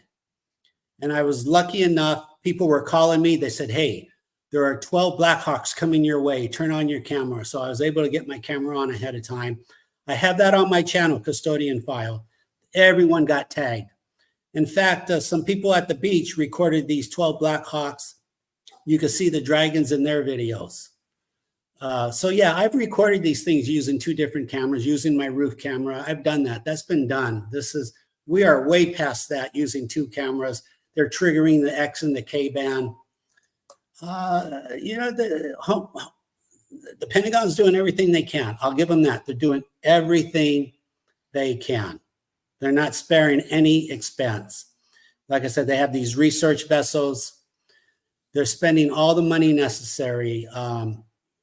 But they could do a little bit more, but they're doing a great job. And again, this is every day, and at night too. The Coast Guard, the police come in, they circle Marina Del Rey. The X and the K band is triggering off, but I don't have a night camera. I don't have a thermal flare camera, so I'm losing video. I'm losing it. It is what it is. If somebody wants to loan me a really nice flare camera, I'll share the videos with you. I'll give you 10% of the videos, and I guarantee the safety of the camera. 4 minutes to go. Let's go to another question here. Brown Dwarf is wondering, do you believe the dragons can abduct people? I don't believe that's their purpose, no, but I don't want them next to me. If they're operating on high voltage, there could be gamma rays involved. So you don't want to do that, but there's nothing you can do. They can fly up to you and fly away. But no, that's probably more like a UFO. Dragons, again, they're to escort and protect UFOs and then recon the planet, but they're not here to abduct. To the best of my knowledge, no. So I guess that's a little good news. All right, let's get to another question here. Sovereign wants to know, why do you not go with what they're normally called, which is rods or skyfishes, coined by the late great Jose Escamilla? Because on video, I have recorded skyfishes. And again, they look exactly like the warp field. Dr. Miguel is a physicist in Mexico, Dr. Miguel Alcubierre. It looks exactly like his warp field. I think he guessed it right. These dragons, they basically are a 10-inch flat football. And by the way, they don't operate for free. So they operate on electricity. So they give off plasma jets of electrons. So you can see two jets coming out, and the jets move with the flight forward, backwards, and when they're turning, they tend to bend. So we're talking about two different technologies. Once you see a dragon, once you understand it, and once you see skyfish, two different technologies, just like the orb are different technologies, those round orbs. Yeah. But dragons just are a lot easier to record. You don't need super advanced, complicated equipment. Just take your cell phone, record it in the daytime, record helicopters. You will record these UAP dragons. Try not to be too scared. It does go away after 100 days. Please send me your video. I'll post it on my channel, Custodian File. Great. Let's go to the next question. All right. Sovereign again, as we got 2 minutes to go. Are you aware that these are observed on the moon and other planets? Thank you. They are observed on Mars. Yes, thank you. Our land rover, our lunar rover, one of them is called Curiosity. They have been recording objects flying around them. Our objects, our moon rovers or Mars rovers are being reconned by dragons. Yes, that is true. And you're going to see more pictures in the future. NASA will release them. They have been accidentally released on NBC News. If you want to pull up the tape, June 7, I believe, 2019, where they accidentally released a photograph of a dragon. Again, custodianfile@gmail. I'll be happy to send it to you. Call me out at any time. You won't hurt my feelings. Say, Robert, send me this video. Send me this photograph. You talked about a dragon making a U-turn. Send me that photograph. I'll be more than happy to help because it's all for a good cause. Go ahead. Very true. Very true. We got 1 minute to go here. Maybe we could sneak in another question. Let's try from T-Bone. What do you think their source of speed is? Ion propulsion, electricity, electrons. They got it down to a science. They're using metamaterials where they don't evaporate, where they don't just literally, because they're operating on millions of volts, if not over 100 million volts. We don't have materials that can do that. You send 100 million volts through any material we have here, it just turns into a vapor. Well, they're not turning into a vapor. So they've got that figured out. We're really close. But the thing is, even if we have the electricity, I mean, we could generate the electricity. We don't have the ability to cargo 100 million volts, and they do. And it's going to be several hundred years, several hundred. It is what it is. Yeah. Dr. Robert Shiepe, we have him until the top of the hour here on Spaced Out Radio. What a great show so far. Different look at the UFOs that are flying above, and something you can test from your own home. which makes it even better. Dr. Robert Shiepe for another 30 minutes on Spaced Out Radio. We will be right back. Stay tuned.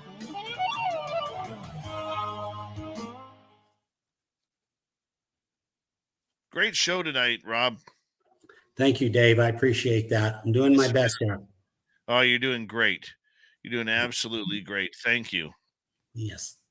Oh, there's a lot more to share. Just keep throwing the questions. I don't mind. We got lots of questions, man. Bring them. Bring it. Oh, we're going to have another blob alert here. Oh, there's Blobbert right there. Great. And what does Filth say here? Why don't we just show up at the White House? The plebes may be ready for us. Gray area aliens, but not you weirdos. Oh, that's nice. Yeah. Very high I'm not quality. making any friends with that one. Yep. Very nice. Very nice. Very nice. Yeah. I can't feel my legs, Dave. Blob's heavy for such a tiny cat. It's all the love she has. Oh, yeah. 3124. Great. I love it. Oh, briefly, the White House. Why don't you show up at the White House? You want me to tell that story in a minute?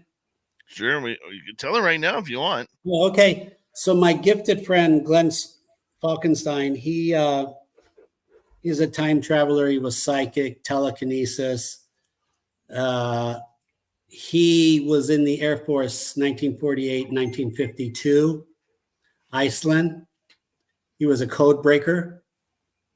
And pretty much every single code from the East Coast that was transmitted to the North Pole, either to China or Russia, was intercepted by the Air Force Base in Iceland, Air Force Navy, and sometimes all they would have is a blank piece of paper, but they would give it to Glenn, and Glenn would read the entire message in just 30 seconds.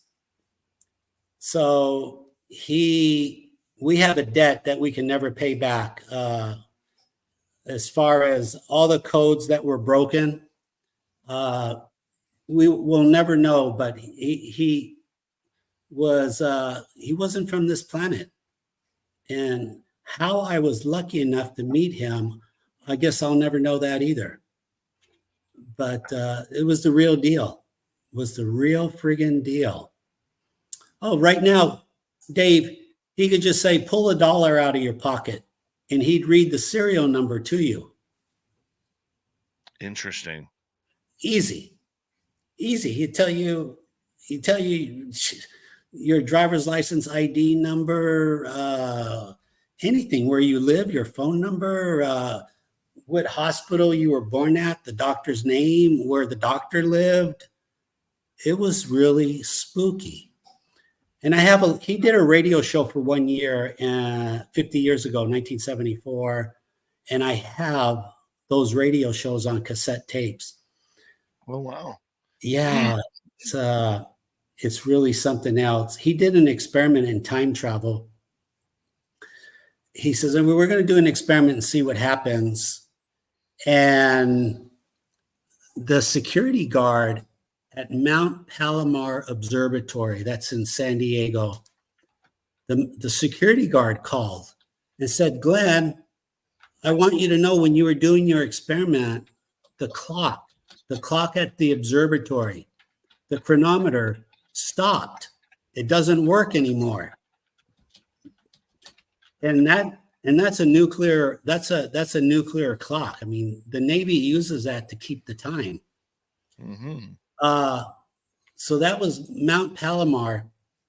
That happened exactly when he was doing this experiment in time. Now, for what it's worth, I just figured this out last week. When Glenn got out of the Air Force in 1952, they flew him back to Andrews Air Force Base in Washington, D.C. Okay, when he was at the Air Force Base in July of 1952, that's when UFOs invaded Washington for the month of July, for the whole month of July. they kept flying. They kept flying. We'd send up fighter jets, and they didn't leave. And that was because Glenn was at Andrews Air Force Base. Now, also by some amazing coincidence, at Mount Palomar Observatory at that exact time, its telescope recorded 3 UFOs in the cosmos. They have that on film. All right. I'm going to get you to hold on right there because we only have a few seconds. Okay. Thank you to Amy and Time Travel, Pam Harris, and T-Bone for the super chats. We're going to continue with your questions right after this. Don't forget to shop at our Spaced Out Radio store on our website. We do not have ugly swag, people. Here we go.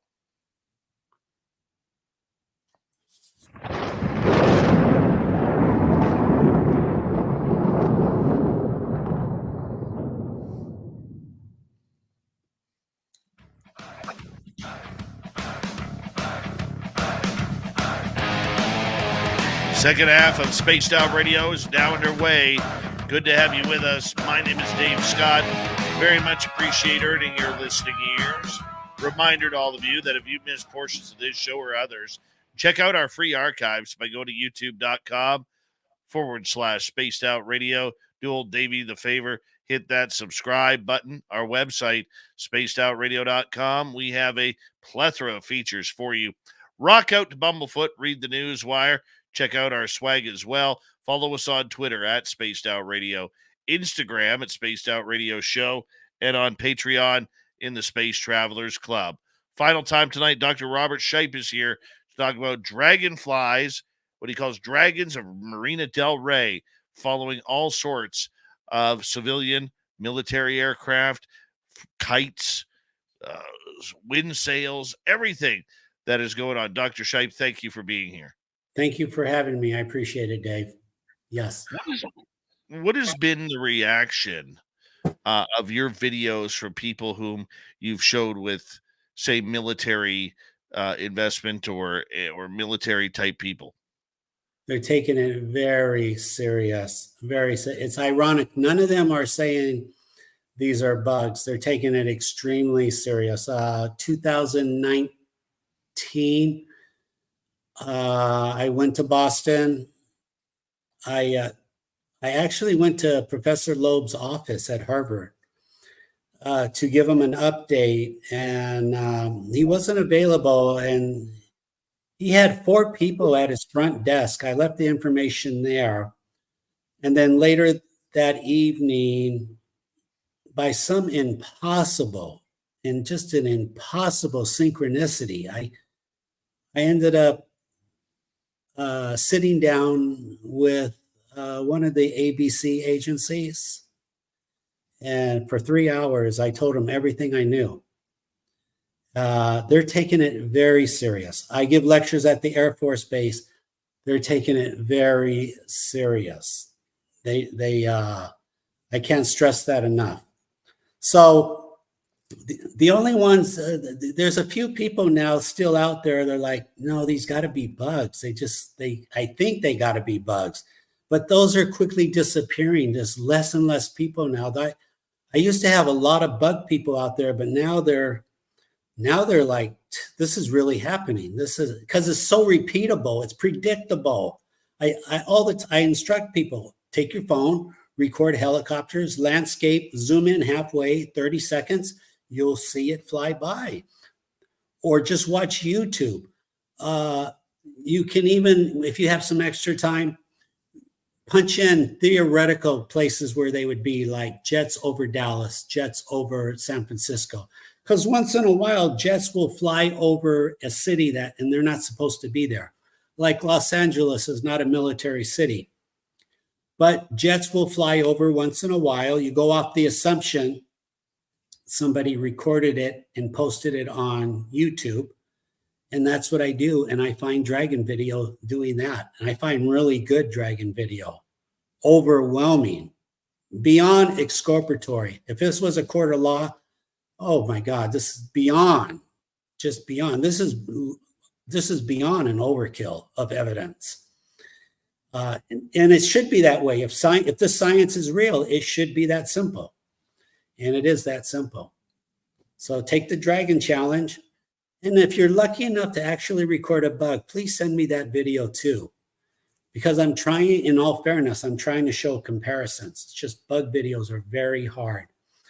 And if you are more of a serious researcher, again, you can get a radar detector, leave it on, or just leave it pointed out your window, and you'd be surprised that thing will be firing off for no reason.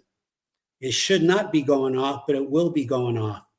And that's an indication that there are dragons flying outside your home or out over your roof.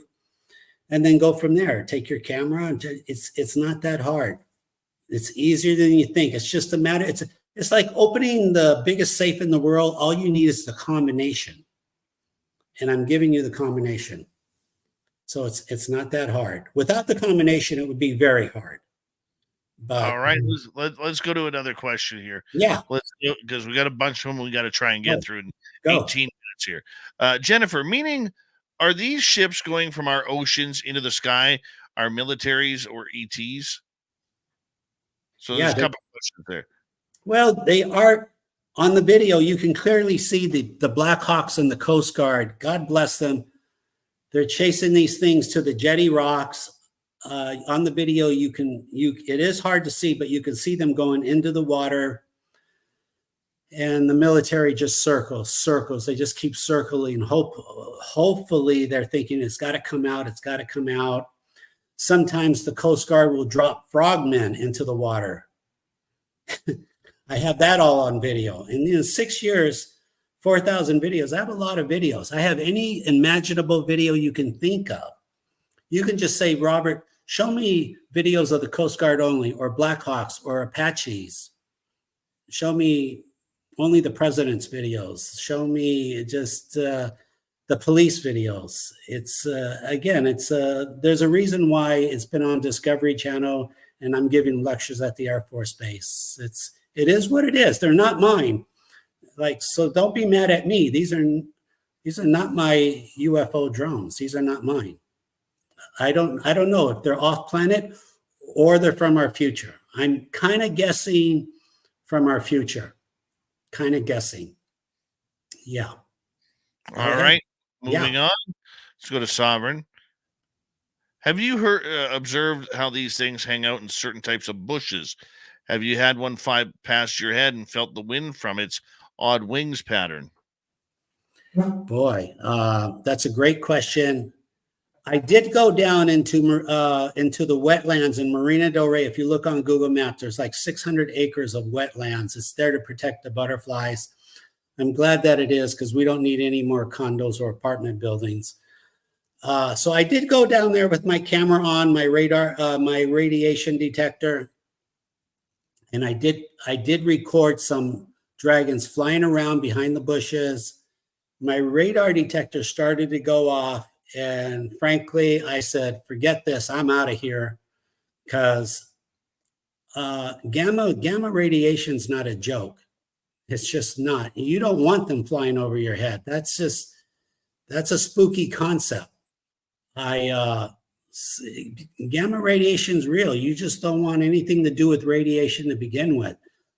Do not assume that they know radiation is dangerous and they're not going to harm you. Do not assume that. Just keep a safe distance. That's all I got to say. Don't volunteer to get too close. But so I don't think I have, but I don't really want to experience that. It's just my goal in life is to live as long as possible. And if you're hanging around radiation, gamma rays, that's not going to happen. So go ahead. All right, let's go to Dave Walters. In one of my experiences, there were 4 tiny stars at 10:30 a.m. moving across the sky, forming patterns of a square, flat line, triangle. There's more, but have you seen them doing that? Wow. No, I have not seen that. That's interesting.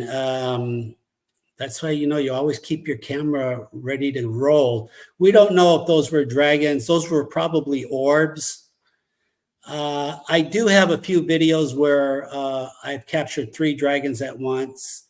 That does happen. I have several where there's 2 dragons in the same video, but no, 4 tiny. No, that's just, you just need more video. I'd have to see the video and to get, maybe I can get a psychic feel of what was going on. But again, just when aircraft fly over your head, go to planefinder.net. It's free. When you see aircraft coming your way, go outside and record it. Take your chances. You'd be surprised how lucky you get. You'd be surprised. Thank you for your question. All right, let us go back to Sovereign here. Have you observed these rod dragons as interdimensional and go through solid objects? Wow, great question.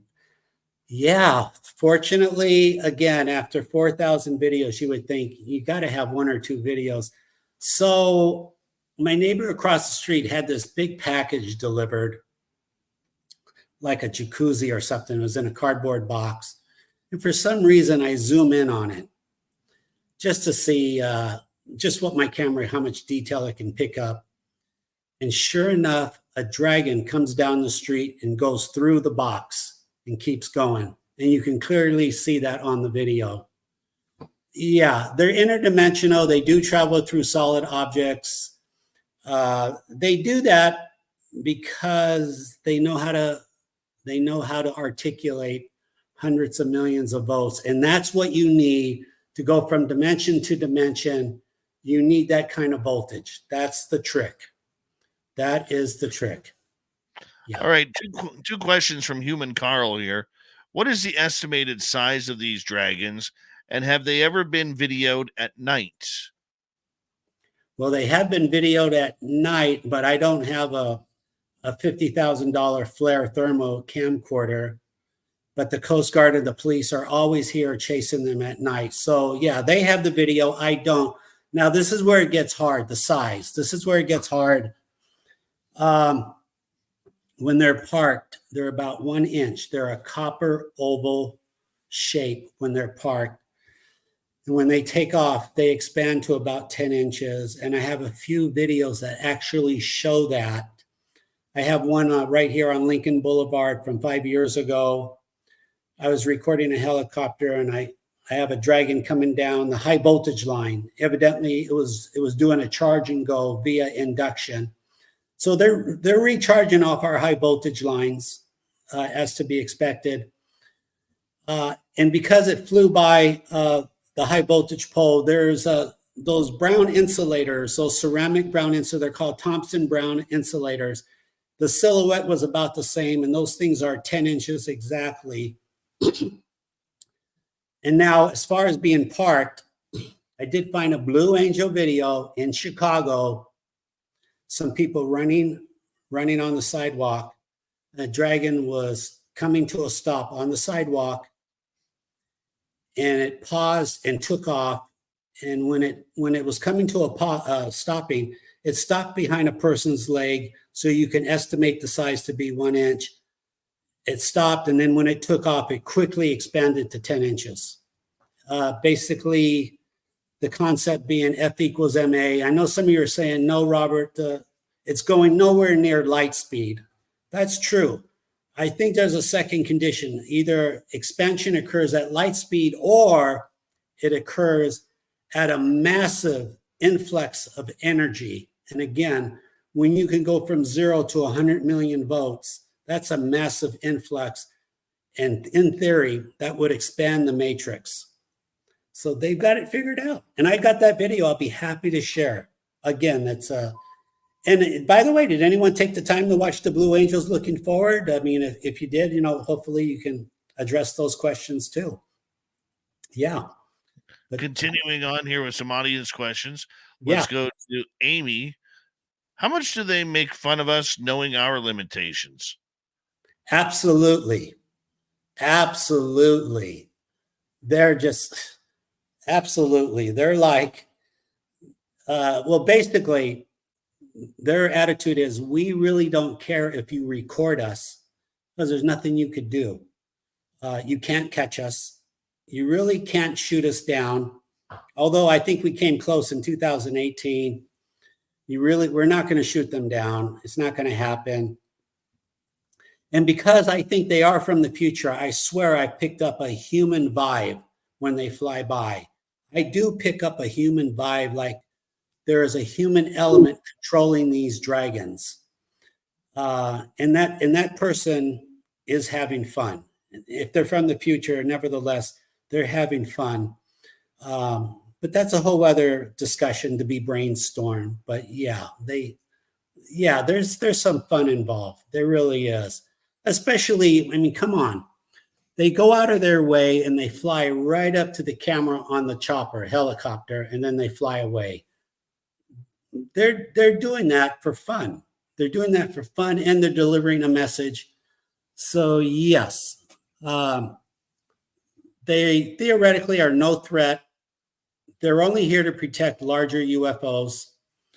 And I could tell you from my friend in the Air Force who told me about, they're watching my videos at the Congress hearings. Let me share some information that nobody knows briefly, real fast. So in 1950 to 1960, for 20 years, the Pentagon had a policy to shoot down UFO at any cost. And they mean any cost.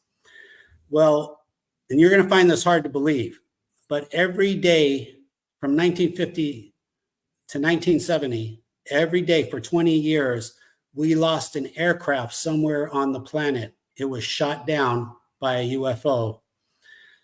And it was shot down by our own missiles. They would turn our missiles around and blow us out of the sky.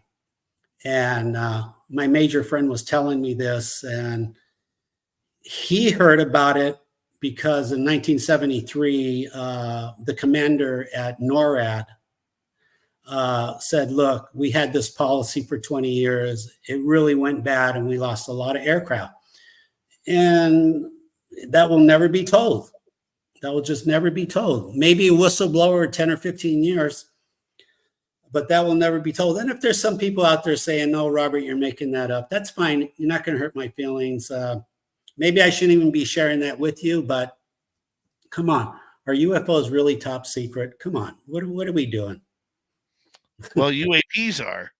We just don't know about UFOs. Okay, right. Okay. Yeah. Let's go to Castle Dude. Do you think the dragons are from another universe or dimension? Definitely. Well, it's one and the same. Definitely another dimension. Again, when you can manipulate 100 million volts, you can go from dimension to dimension to dimension. Yeah, that's my theory. I've given it a lot of thought. There's a barrier. There's a safety barrier between dimensions. Now, this may be kind of tricky. I would say it's a novel paradigm, but there's safety mechanisms. So dimensions do not overlap, do not interfere with one another. However, extreme high voltage can leak into the next dimension. And if you know how to manipulate high voltage, yeah, you can jump from dimension and you can leapfrog. So absolutely. Absolutely. And I think, again, from the future would be another dimension. So yeah, 100%. Highly likely. All right. Big J would like to know, do chemtrails play any part in this? Kind of hard to say. Probably not. But in my opinion, chemtrails are man-made. It's scary, concerning. I could just tell you as a pharmacist, I'm very concerned of how many inorganic chemicals are in those things coming down on us. It's not good. I do what I can. I have a little bit of knowledge how to counteract that, how to counteract the poison. Let me just share it with you briefly, just as a PSA, public service announcement. Sure. Go on Google. So this is not me saying, but the government issued 25 years ago that if you donate, this is under the National Institute of Health, NIA, which is under the CDC. The government published, if you don't make two blood donations each year, if you donate your blood twice a year, the risk of heart attack goes down 88% and stroke disappears 33%, just like that, just by giving away your blood 2 times a year. There's a couple of theories why. But also another benefit, when you throw away dirty blood, you're throwing away the toxins that you've accumulated for the last 40 or 50 years. Because men do not throw away their blood. Women do, but not enough also to make a significant difference. So don't believe me, but look up the NIH medical report. We've known about this a long time. No doctor will volunteer this. Nobody, zero. So I'm grateful. Pharmacy has been really good to me, but I don't like the hidden secrets that we have in medicine. It's just like there's a lot of top secret stuff with UFOs and UAPs. There's a lot of top secret stuff in medicine, and I kind of resent that. And so if I could help you, start with that. Call me out on it. Blood donations. Absolutely. You'll be doing yourself a favor and someone you love. Read about Blue it. Cruz is here. Yeah. And he would like to know, are UFO scout ships craft the same or similar to these Dragon UFOs? Yeah, they're the same thing. The scout ships, the UFO scout ships. Yes. The scout ships are doing recon. That's what this is. They're reconning us. Again, these dragons, they escort larger UAPs or larger UFOs. I'm sorry. They escort larger UFOs. And by the way, that you don't want to shoot at a UFO, because I just explained to you, we lost a ship every day for 20 years, one of our fighter jets. If you shoot at a UFO, then they will return fire, and most likely you will not survive. Now, last year with the Chinese balloon, the one that was over Chicago airspace, Yep. and our fighter jet said, I shot a missile and I missed. It's the most ridiculous thing I've ever heard. It didn't miss. He was shooting at a real UFO. And I have the picture of that. I found it. I found it 5 years ago. As impossible as that sound, I found it. It was flying with the Blue Angels in Chicago. He was shooting at, before he shot at it, he says, I see the UFO. It's a black hexagon. I have a picture of that black hexagon. He shot at it. That UFO turned that missile around and pointed it at us. And it was only because of his training. And they train our pilots what to do if one of these missiles turn against you. And he was flying like Tom Cruise, like Top Gun. He was flying to save his life. He barely got out of there. So, yeah, you don't want to shoot at real UFOs. And just recently, the Italian government just mentioned the same thing, that when we shoot at UFOs, they turn our missiles against us. So not a good experiment. You could shoot at dragons. Dragons will not shoot back. They will just leave because you're not threatening any life. So in their minds, it's not justified to take a human life. But if humans are shooting at UFOs, then it is justified. And I wouldn't do that experiment. Yeah. We got 90 seconds to go. Let's sneak in Jessica's question here. Yes. Could that click be them scanning us, or is it possible the sound of a wormhole opening or closing snap? Wow. Brilliant question. It could be the remnant of a sonic boom, attenuated, muffled sonic boom. Yeah, we just don't know, but it's consistent. I have a lot of the clicking again. Watch the Blue Angels looking forward. You'll hear a click. If you slow it down, it's not that hard, but if you slow it down, you'll clearly hear a click, click when it flies by the Blue Angels. Probably a muffled sonic boom, but we just don't know. We really need some help from the universities. We need everyone to jump in. We got to stop this top secret paradigm. It's really childish. It's not taking humanity anywhere. It's holding us back. It's an anchor in the water. Let's pull the anchor out and move forward. Love it. All right, my friend. Let everybody know where they can find your YouTube channel. Thank you again. Yeah, Custodian File on YouTube, Custodian File. And if you have questions, custodianfile@gmail. I'm not a big social media, so I don't have Instagram and this one and this one and this one. But please watch my stuff, subscribe, ask questions. I'll be more than happy. I got more, and I'll share all my video and evidence. You want evidence? I'll show you the evidence. I don't have a problem with that. Absolutely. It's yours. Your video is your video. Dr. Robert Shiepe, thank you for being on Spaced Out Radio. Coming up next, we have Among the Missing with Steve Stockton. Then Courtney Marcassani is here for the UFO Report. Spaced Out Radio continues right after this. Great job tonight, Doc. Really appreciate your time. Wow, you were right. The 2 hours flew by. That was a lot of fun.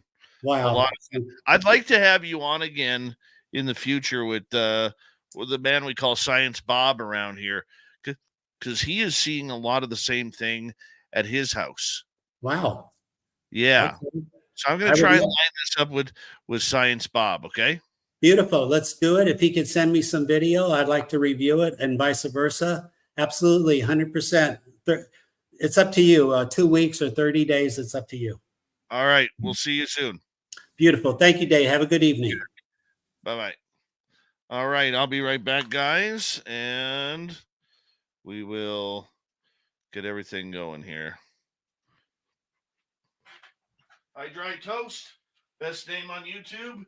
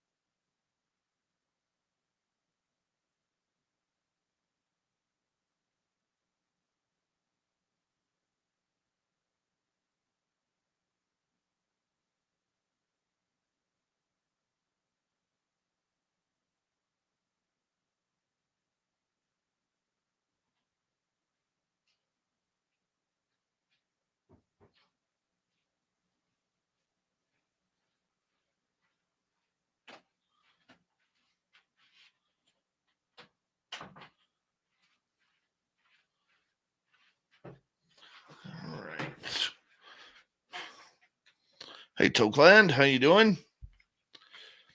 Oh, there's the lovely and talented Courtney Marcassani waiting in the back room.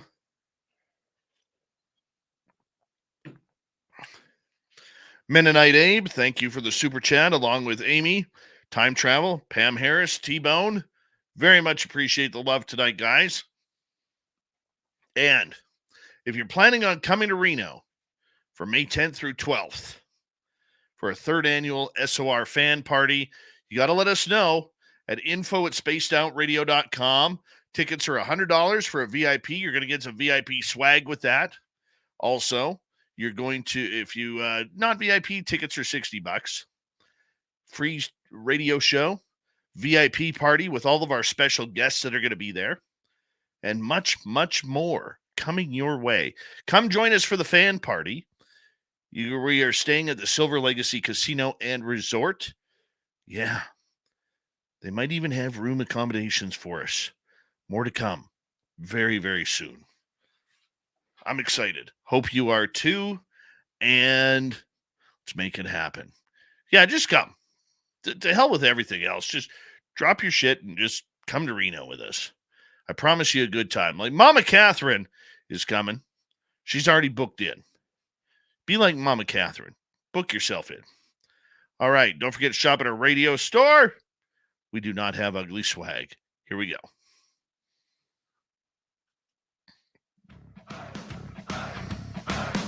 Would you like to connect with us? Head to spacedoutradio.com for all your latest show info. Now, back to Dave Scott and SOR. Third and final hour of Spaced Out Radio is now underway. Good to have you with us. My name is Dave Scott. Very much appreciate earning your listening ears wherever you are on this beautiful planet we call Earth. Hello to everyone listening in on our terrestrial affiliates around North America, digitally on Odyssey Radio, TalkStream Live, and KPNL. All of our archives are free. Join us at youtube.com/Spaced Out Radio. Do old Davey the favor, hit that subscribe button. The Desert Clam has set the password for tonight in the SOR Space Travelers Club. Exesis is your password. Use it wisely, Space Travelers, as the Clam sets the password each and every night right here on Spaced Out Radio. Our website, spacedoutradio.com. We have a plethora of features for you. Rock out to Bumblefoot, read the news wire. Check out our swag as well. Follow us on Twitter at Spaced Out Radio, Instagram at Spaced Out Radio Show, and on Patreon in the Space Travelers Club. It is that time of the night where we say hello to Steve Stockton from Among the Missing and another creepy story. Hello, friends. Welcome to Among the Missing YouTube channel on Spaced Out Radio. I'm Steve Stockton, and I'm about to take you on an unbelievable journey of people just like you. Their stories and encounters will haunt us on Among the Missing.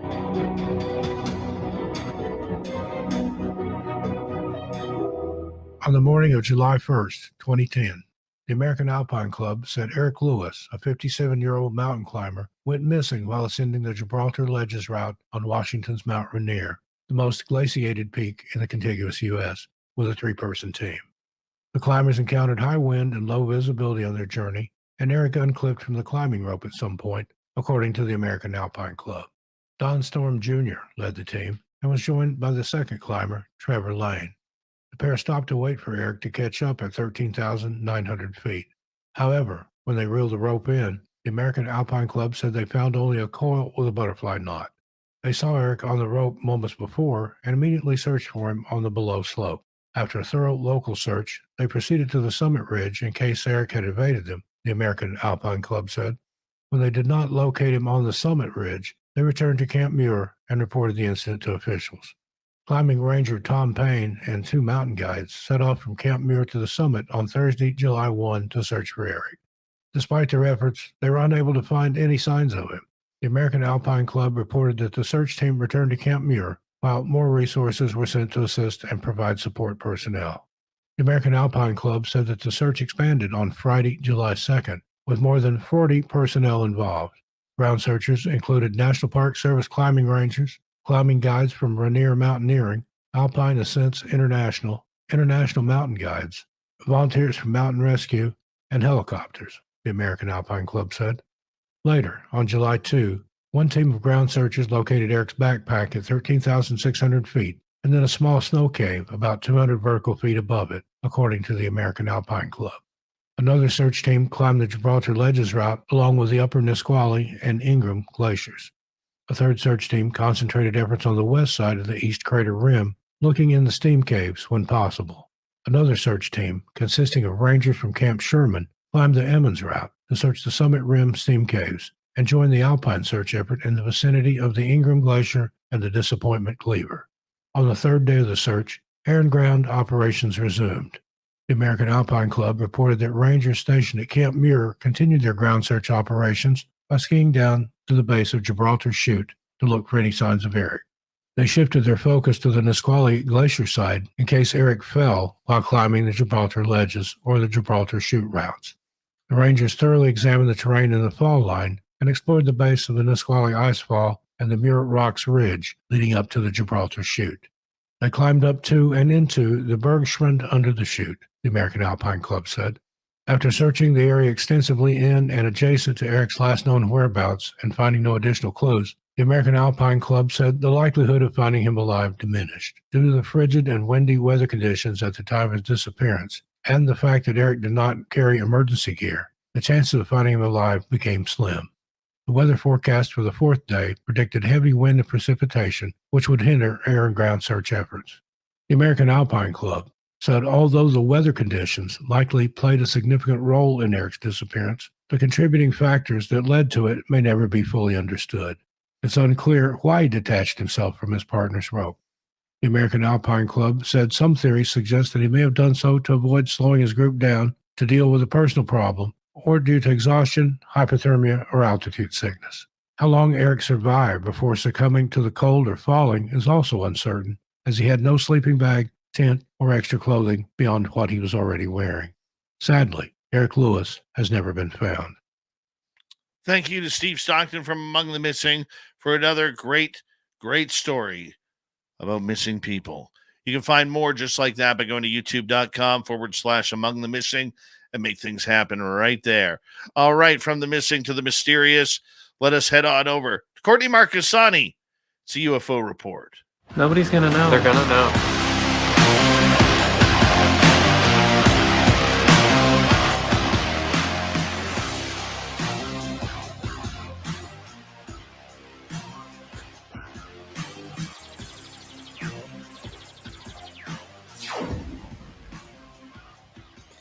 Hello and welcome back, Courtney. It's always good to have you on the show, ready to fill us in on the latest UFO news. How you been doing? I'm good. I have a lot of exciting news to talk about, so we're going to have some fun topics. Yeah. What? Well, I was looking at all the hype around David Grush again, hanging on out on News Nation once again, going off.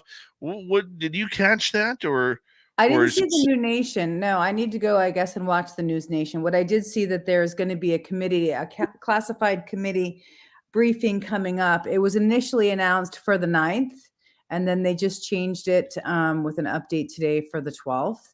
So the Inspector General, the Intelligence Community Inspector General, is going to do a classified briefing with the House Accountability group. So that's all the same people that did the hearing over the summer and sponsored the hearing through their committee, the House Accountability Committee. So it's a really big deal. And I don't know that people are paying attention to it at all because of what happened with the Schumer Amendment. I think people are burnt out.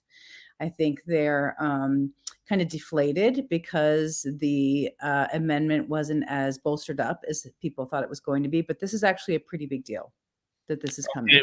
Why is it a big deal for people who may not understand?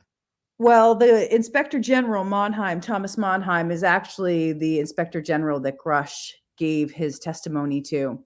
His two cases that were judged to be an urgent concern.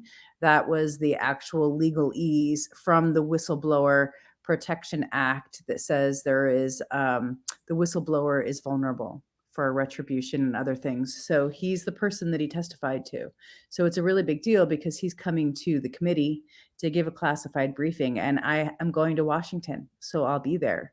So I will be able to update you, hopefully, with some meetings. I've already reached out to Tim Burchett's staffer, and he might be available. Maybe Tim himself, if I can get a couple other people who are going to be in DC together so that we can get some information. I mean, they're not going to be able to tell us a lot because it's classified, but it still would be good for people who are UFO activists to be there to follow up with them, to say, hey, this is a good thing, and we're still paying attention to this. And if you can give us any information or share resources, please do. So that's pretty exciting information. Okay, so basically, if I'm hearing this correctly, this is the first time I'm hearing it along with our audience. There's Right. going to be another private hearing, same people involved. Is there any chance of anything coming public from this hearing again, or is this more backdoor delaying? It's definitely going to be classified at first. And so that means only people that have certain levels of classification are going to be allowed in the room. But because Grush had been saying through the hearing, which we've talked about a bunch, on the news hour, is that he kept saying I can't say certain things in the hearing. He kept saying, I need to say this at a session. And so I think it's good for a couple reasons. One, the person that took Grush's testimony as the inspector general and who filed the complaint and registered it as an urgent concern is going to be with Congress, following up and doing this classified briefing. Things will invariably come out from it. Maybe not everything, but there will be some information that comes out from it. So that's also good. I think it's also good that there are actionable things happening from the hearing that are coming now, even though it's 6 months later, it's still happening, where we're having follow through. So, no, not everybody is going to get to hear what's being discussed, but there will be things released eventually from this classified briefing. What can we expect out of anything new? I realize it's a hypothetical question, but I mean, people, I like what you said right off the bat. People are getting fed up at this point. Right. It's the same news. It's the same people who are, playing the "Don't you worry, never fear, Robin Hood will still soon be here" card. Okay, there's a lot going on, and people, I believe, are burnt out. I'm burnt out of the subject. And this is what we talk about every night. I think that the reason that people are, and you have to think about burnout, right? Because you've been doing this show for almost like 10 years now, right? And so you've seen the progression of real, total, utter secrecy, a lot of conspiracy, a lot of experts who know certain things, talking about their specific area, giving some evidence maybe, but you've been in the game for 10 years now. So we can't really afford to allow burnout to make us apathetic at this stage, because that's probably part of the ploy, right? That people get apathetic about things, but we need to kind of raise back up and, stay tuned, because the fact that this is happening with somebody who Grush testified to, firsthand account, several hours of testimony, is still important and should give us hope to not be apathetic at this stage, at least not for a little while. We can't give up completely. Well, I'm not saying give up, but I mean, you can only hear the same, or sit in the same beige room before you get tired of looking at beige paint. Well, this is different. This hasn't happened before. This is a new level to have the whistleblower who came out, his inspector general that he reported this to, going to the select, committee, to the accountability committee in the House, which is very powerful, to give a classified briefing. So I see it as a positive thing. I'm sure a lot of people could see it as, more of the same, but it's actually not more of the same. This is directly related to Grush's testimony. It has to be. Really? Yeah. Really? Okay. So every time David Grush speaks, it seems to expand his testimony a little bit into what we've heard. The first time he spoke, we heard about having aircraft and the pilots that go along with it. Then when he testified in front of Congress, naming names, but he wasn't going to name them public. He'd do it in a skiff. it seems like every time he's opening his mouth now, he is feeding tidbits of information that he is allowed to do that. Who do you think is giving him permission to speak on this right now? Because somebody has to be giving him the green light. Well, he can't speak about certain things or he'll go to jail. I mean, so that's, absolutely, when he did the Dobson review and got approval for certain things, they were saying at that time, well, you can write about this or you can speak about that.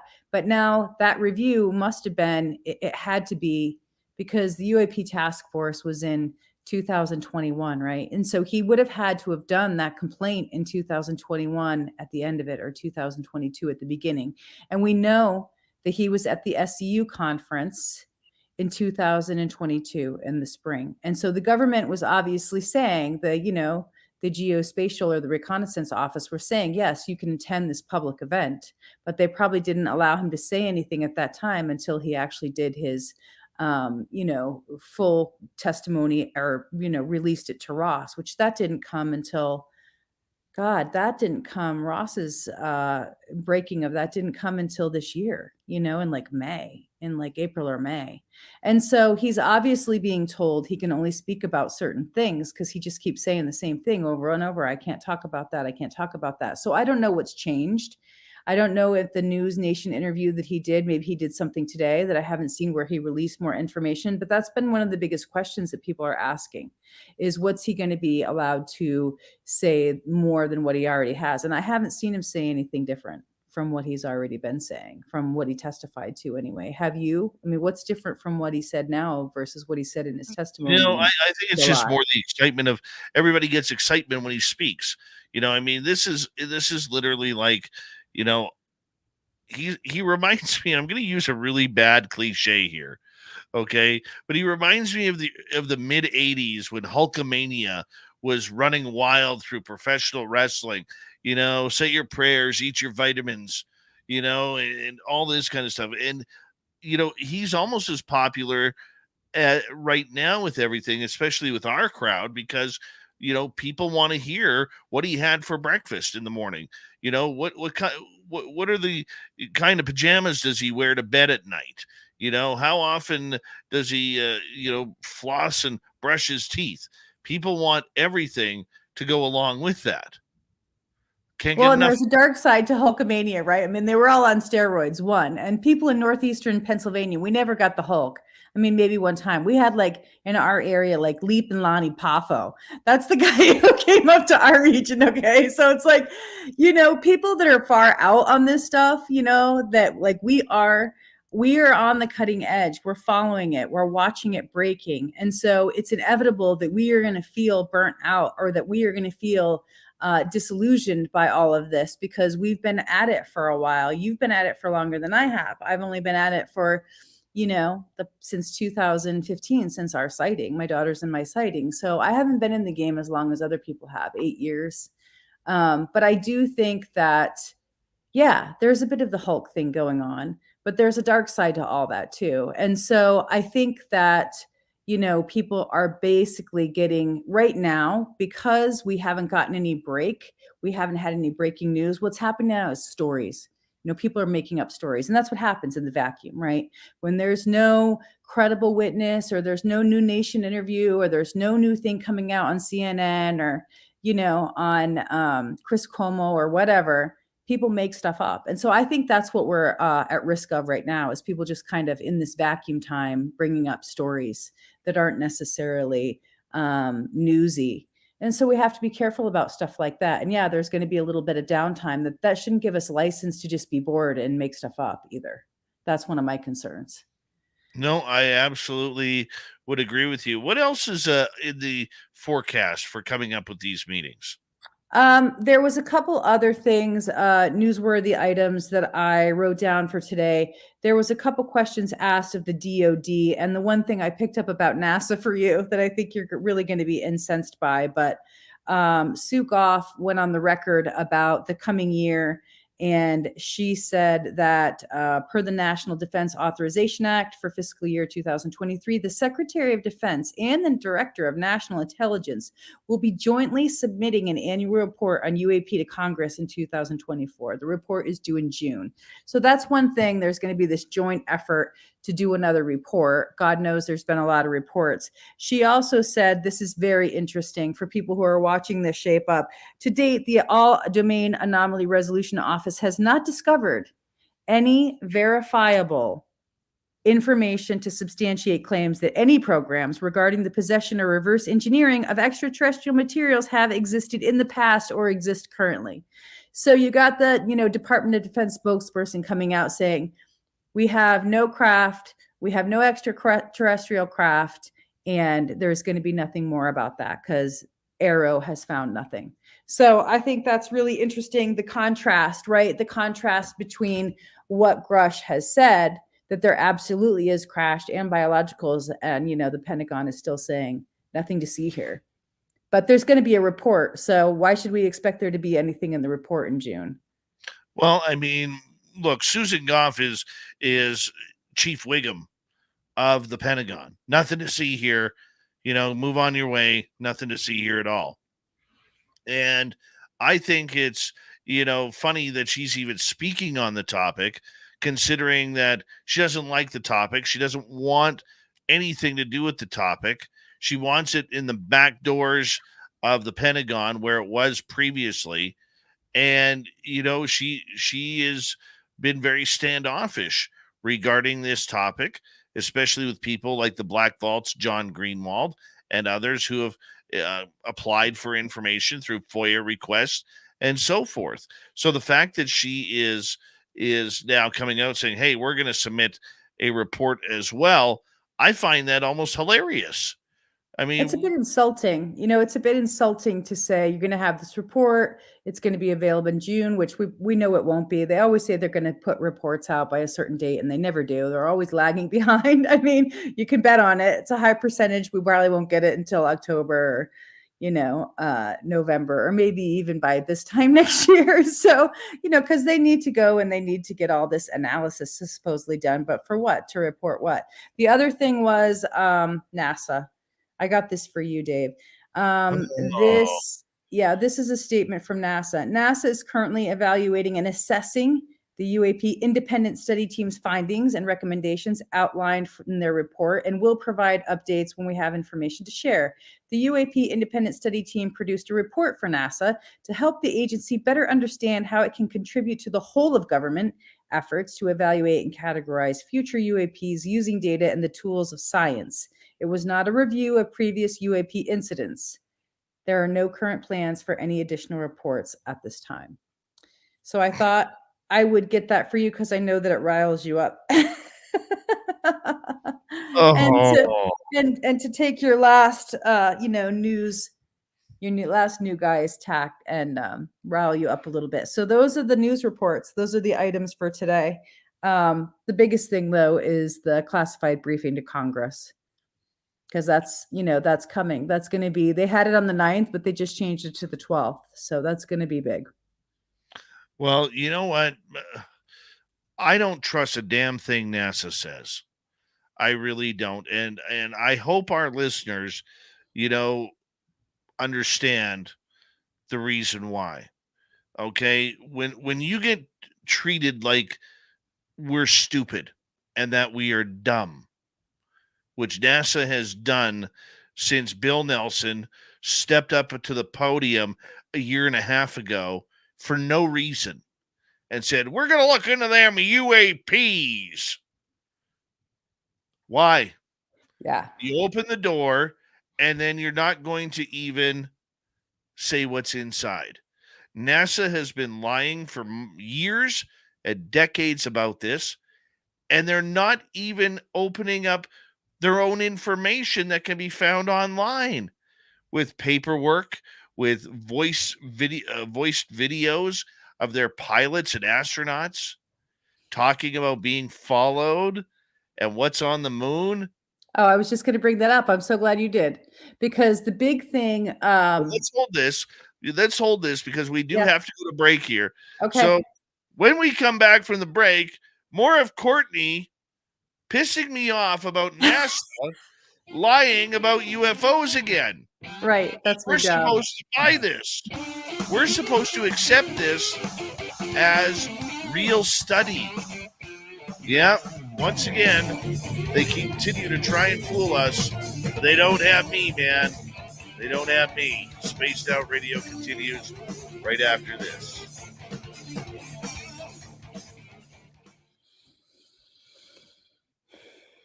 I wish that somebody in the real journalism had the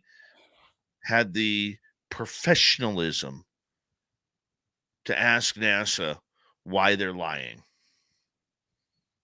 Well, it's nobody's going to go to them and say, why are you lying to us? But it's on us, right? As people who read the news and follow the stuff to piece things together. But I think it would be great if a journalist brought about some of those questions in a way that was thought provoking, that made them answer them. Because nobody's gonna sit by at NASA and just let them pose questions like that. Like, why have you been leading the public down these, dead ends? But to take satellite imagery and other things, especially from astrophysicists who are saying, hey, this is a problem, will you answer this? And have journalists pose those questions, I think would be a really good thing to take them to task. And there are people that could do that. And there are certainly people in the astrophysicist community who have raised some of those concerns. So I think that's plausible. It's possible. Yeah, Well, why not?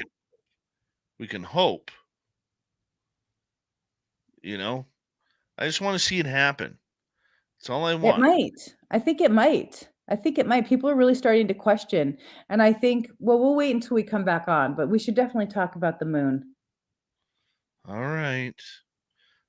Because There's a lot of talk right now about the moon, like more than usual. You've seen the usual suspects out there, talking about the moon for years and years and years. I mean, Ingo Swann was talking about the moon in his terms as a remote viewer.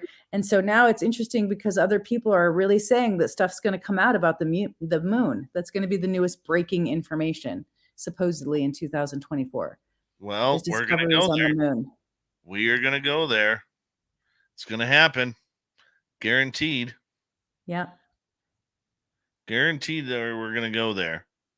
At least we had some juicy news to talk about and things that are coming up to get people makes me happy. Out of, I know there's a malaise right now because people just feel defeated, but we can't be defeated yet. Malaise. That's good use of the word malaise. Yeah, there's a bit of a malaise. I think it's post Schumer Rounds amendment because people are just disgusted and feel defeated. I like it. Yeah. I like it. It's accurate. It's probably highly accurate. Oh yeah. Oh yeah. Yeah. Let's see. We got about 3.5 minutes left. 3.5 minutes before we come back. Let me check here. No, about 2 minutes. How about you? What have you heard? What's new in your world? Or can you not talk about it? You know what? I just have to take care of a couple of SOR things. Okay. And then all right. I got to get back on the phones because I got to get some updates on some stories.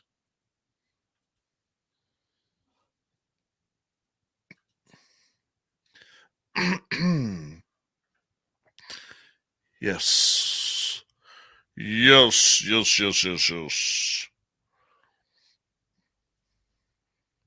Well, somebody sent me an old recording from 2008 a couple days ago. I had to take my car in the shop and I had to walk home like 3 hours to get back home.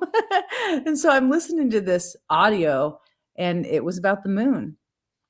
And it was this guy that worked in secret programs down in, in Nevada. And he was talking about the moon. And so I thought, okay, here we go with the moon. This is like the third reference I've had about the moon, since the holidays. My one source said to me, there was only 2 subjects I could not ask him about. Oh, the moon. The moon being one and secret space program being the other, because here we'll get into this in just a little bit, but one is tied to the other. And Sure. if that ever opens up, like where it goes public about really that we've been on the moon a long time and that we've got a lot of toys that have been shuttling people there, where people will lose their mind. All right, hold on, Courtney. Thank you to T-Bone, Pam Harris, Time Travel, Amy, and Mennonite Abe for the super chats. Here we go at the final half hour.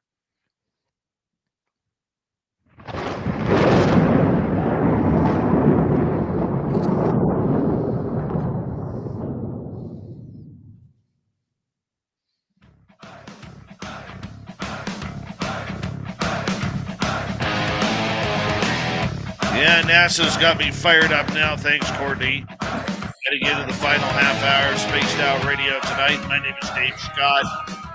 And I hate that NASA. Hate 'em. I'm so bad. I'm sorry. I'm so bad. I know you did it on purpose. And I love you for it. I do love you for it.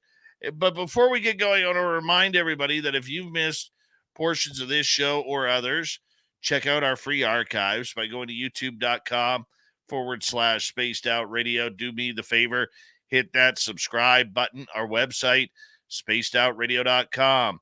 We have a plethora of features for you. Rock out to Bumblefoot, read the news wire, check out our swag as well.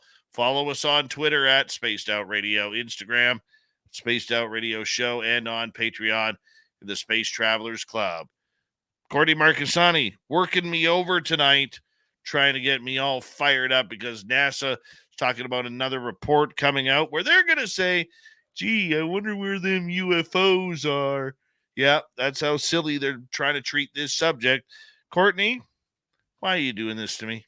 I'm sorry. It's because you gave away your hand and you told me at the beginning when I came on as a news person that NASA was the one thing that sticks in your craw. So when I saw it pop up today, I thought, oh, this will be interesting to Dave. So it was, it was just a little, hey, here's the NASA call out.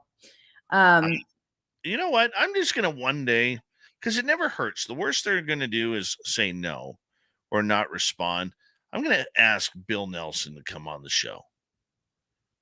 I am. I have a connection with Bill Nelson. I will say that. And I know the person who is connected to Bill Nelson watches the show and listens. So I'll just put that out there for you. I do have a connection to Bill Nelson. I don't know him personally, but I do know somebody who has an in with him. So they are listening to the show. Yeah, they've heard me go off on Bill Nelson, and they still listen. Well, my friend who's connected to Bill Nelson listens. I don't know that Bill Nelson listens, but he does, and he's got an in with him. I can't say any more than that because it will. I'm not.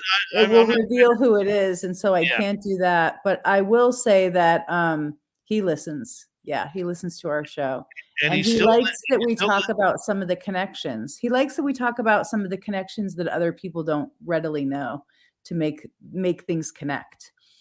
And he actually, your friend, whoever this is, mystery person who works for Bill Nelson, by the way, hello.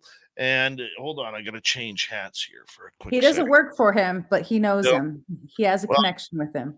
Well, either way, it is that time of the night where we say hello. All the agencies who are listening. Yes, let the agencies know. Absolutely, and we want you to Patriots. Thank you, Patriots. You can call us anytime. We don't need to give you our phone numbers because you already have them. You already listened to our phone calls, so you know who we are. You know who them. Give us a ring. Give us a ring. Let's talk some aliens here with us. Some of us can be bought with the right information. I mean, it's just the way it goes. Pay off. Well, I have to tell you, I was thinking about your Faustian agreement, of accepting the money. And so I was pondering that today. I was doing a writing piece and I was thinking, Dave's onto something there. Maybe if they offered me an annual salary, I would take it. Oh, I agree. Yeah. As I We're throw doing the work anyway. We might as well get paid for it. Yeah, but the problem is we're doing it for free, and they know they could collect it for free. Yeah, no doubt. It's free. I don't give them anything much, not much. If they're listening to me, it's just because they have me on some kind of board underneath, like the no-fly people. Yeah, I'm waiting to go to an airport one day and say, are you the UFO guy, talking UFOs? I'm waiting for that. I'm sure it'll happen one day. Sure it will. Yeah. I can't even say what I was going to be putting in my trunk traveling from Pennsylvania to Montana. I didn't. I didn't, but we're old school. And so my family was kind of like, yeah, maybe you better not travel with that in your car. And I was like, yeah, best not to. So you got to keep yourself clean, Dave, traveling or doing anything. Oh, yeah. God forbid you have a pocket knife in your purse or anything like that. No, I did last year when I was going to San Francisco and going through immigration. A guy calls me and he goes, what are you doing? What's your purpose of entering the United States? I said, I'm going to a UFO conference. Yeah. He's like, really? Yeah. And I'm like, yeah. He goes, where in San Francisco? So I told him the hotel. And he's like, how long are you down for? He said, 4 days. He goes, you believe UFOs are here? I said, most definitely. He goes, me too. And he passed me through. Oh my gosh. That's so funny that, that starts to happen because people have started to ask me because I do travel a lot. It's not always just for conferences and other things, but if I'm in an area where there's going to be a conference or something fun going on, I like to try to attend. And so, if I'm taking an Uber or whatever, people are like, so what brings you to town? I just start saying the same thing now. Oh, I'm here for the UFO conference. Have you heard about it? And, people invariably will, they'll speak up. I was on a flight actually from Montana back to Alaska, and I was sitting next to a guy who owns a company that makes planes. And I was like, you should know about UFOs, like we're sitting together. He's like, well, I have heard some of the pilots, and those guys. And I'm like, yeah, you're making planes. You should know about UFOs. I mean, there's a whole reporting effort for pilots to report stuff commercially and otherwise. And I said, the Navy has started this program where you can report now and you couldn't before. And so he had his eyes opened a little bit. I was basically like, you need to get into the game, buddy. You need to study a little bit if you're going to be making aircraft. And the other thing I wanted to tell you, this is also big, is that I did get a hit on the choppers that were used in Osama. You were saying that they might not know, that they were aircraft. And I did find out that they were actually Black Hawks that had been modified with stealth technology. Yes. Did you know that? Okay, because I just got a note about that too. It's like, we know that they were Black Hawk, blah, blah, blah. And I was like, okay, I didn't know they were modified Black Hawks. But there you go. There's the answer. So people do listen to the show, obviously. Yes, they were Black Hawks. And they no longer exist. That's all I've been told. Yeah, well, I guess they had a picture of the tail. I hadn't heard that before. They were able to analyze the tail section and see that there were extra things added onto the tail section. So I did a little bit of research before coming on here tonight, and I wanted to share that with you. But Sikorsky, I just saw, lost their contract, and they're not going to be making any more Black Hawks. They're making this new version with a new frame and everything else. So I was reading all about that before I came on tonight. It's very interesting. It's a whole new company that got the contract. Love it, don't you? You just got to love it. Oh yeah, it's moving fast. You got to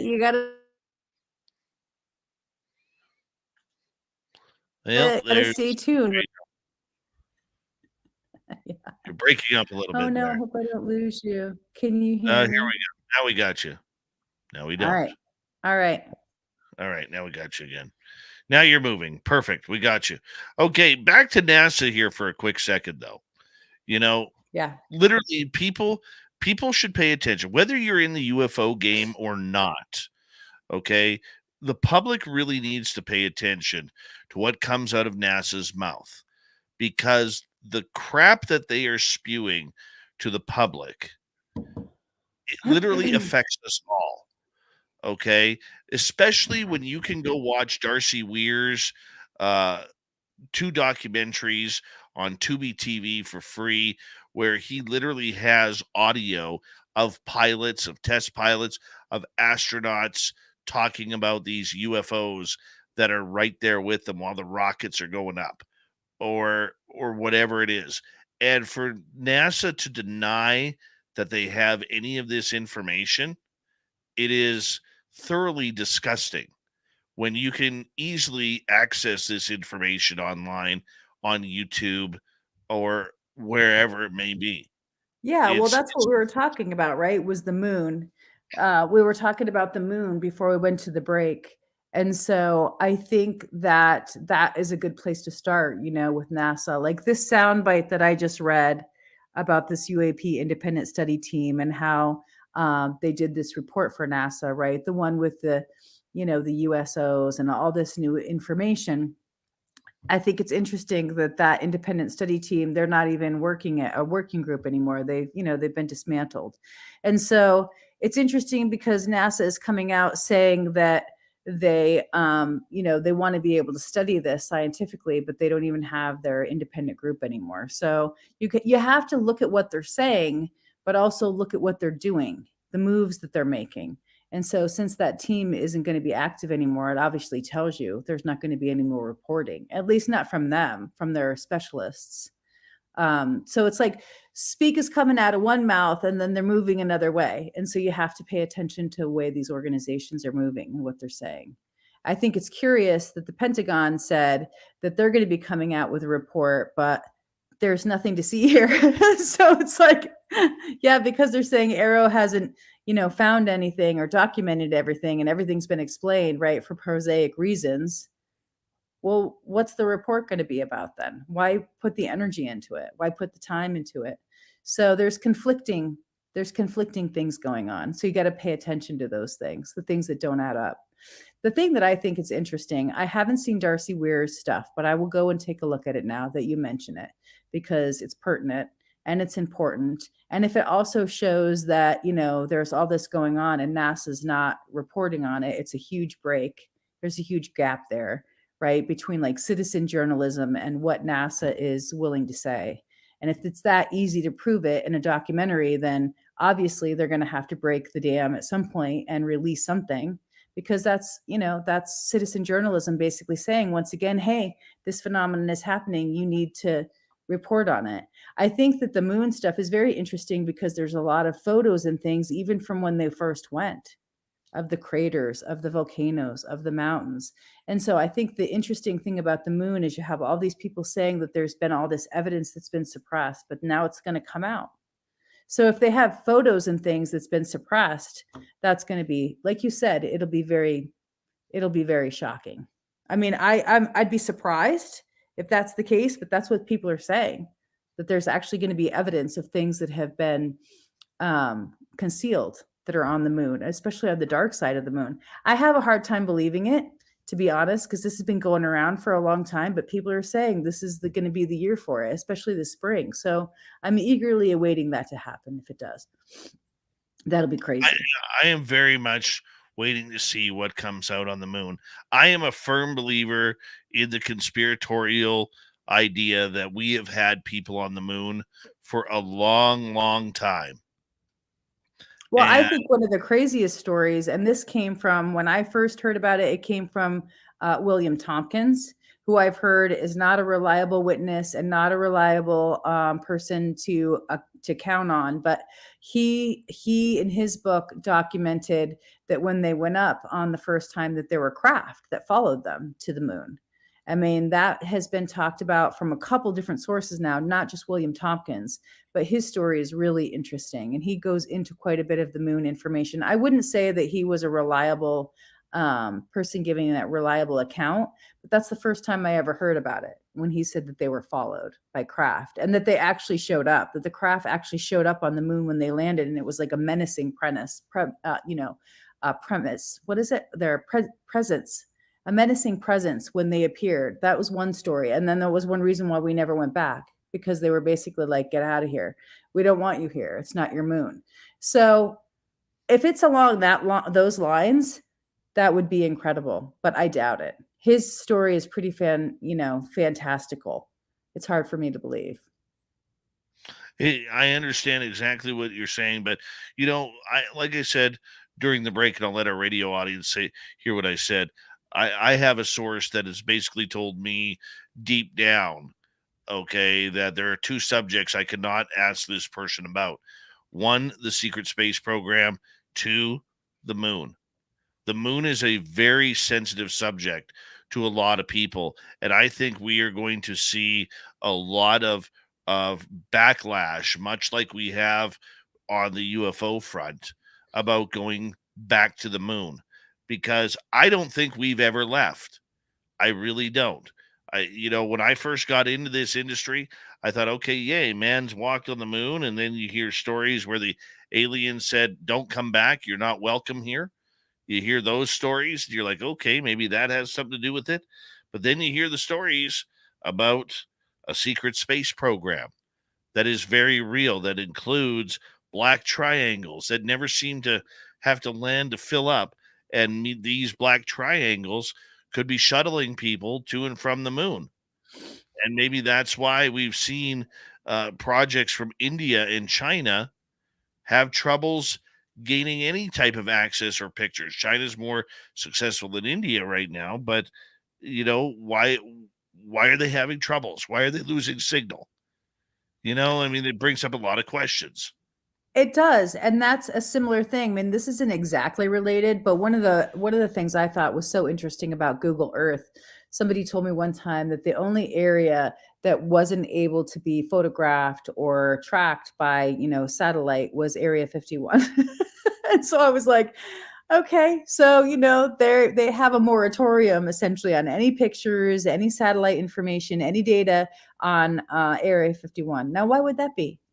It's obviously that they can block out, interference from other countries trying to get a look at what we're doing down there. And so I think that's one suspicious, obviously, that it's the only place that you can't look at, right, through satellite imagery. So I think it's probably a similar thing. It's like a similar point that you're making, like, why haven't these other groups been able to do exploration and other things? Now, I know China's there, or they plan to be there, or they have been there. I know China has definitely got missions going on with the moon, because that comes out every now and again that they have missions to the moon.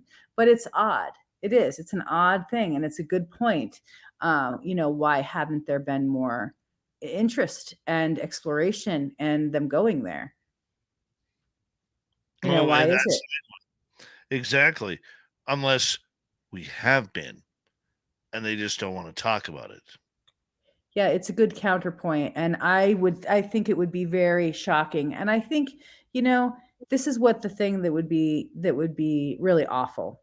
If this is true and they do come out with it, or it breaks somehow, or there is a whistleblower testimony that breaks, the information on the moon, and there is a secret program, and there is a secret space program, it'll really dishearten Americans, especially because the whole Apollo missions and all that was such a patriotic thing. And listening to them, you go back and you listen to them on the recordings and see the old video and the audio. I mean, it's unbelievable, the patriotism in this country, as Americans, that are around that. So if it comes out that we've been suppressing and there's been a whole other program, people are going to be really, I don't want to say broken, but it's just going to be, it'll be one of the last straws, I think, for the American public, if there's been a moon program the whole time that's been covered up.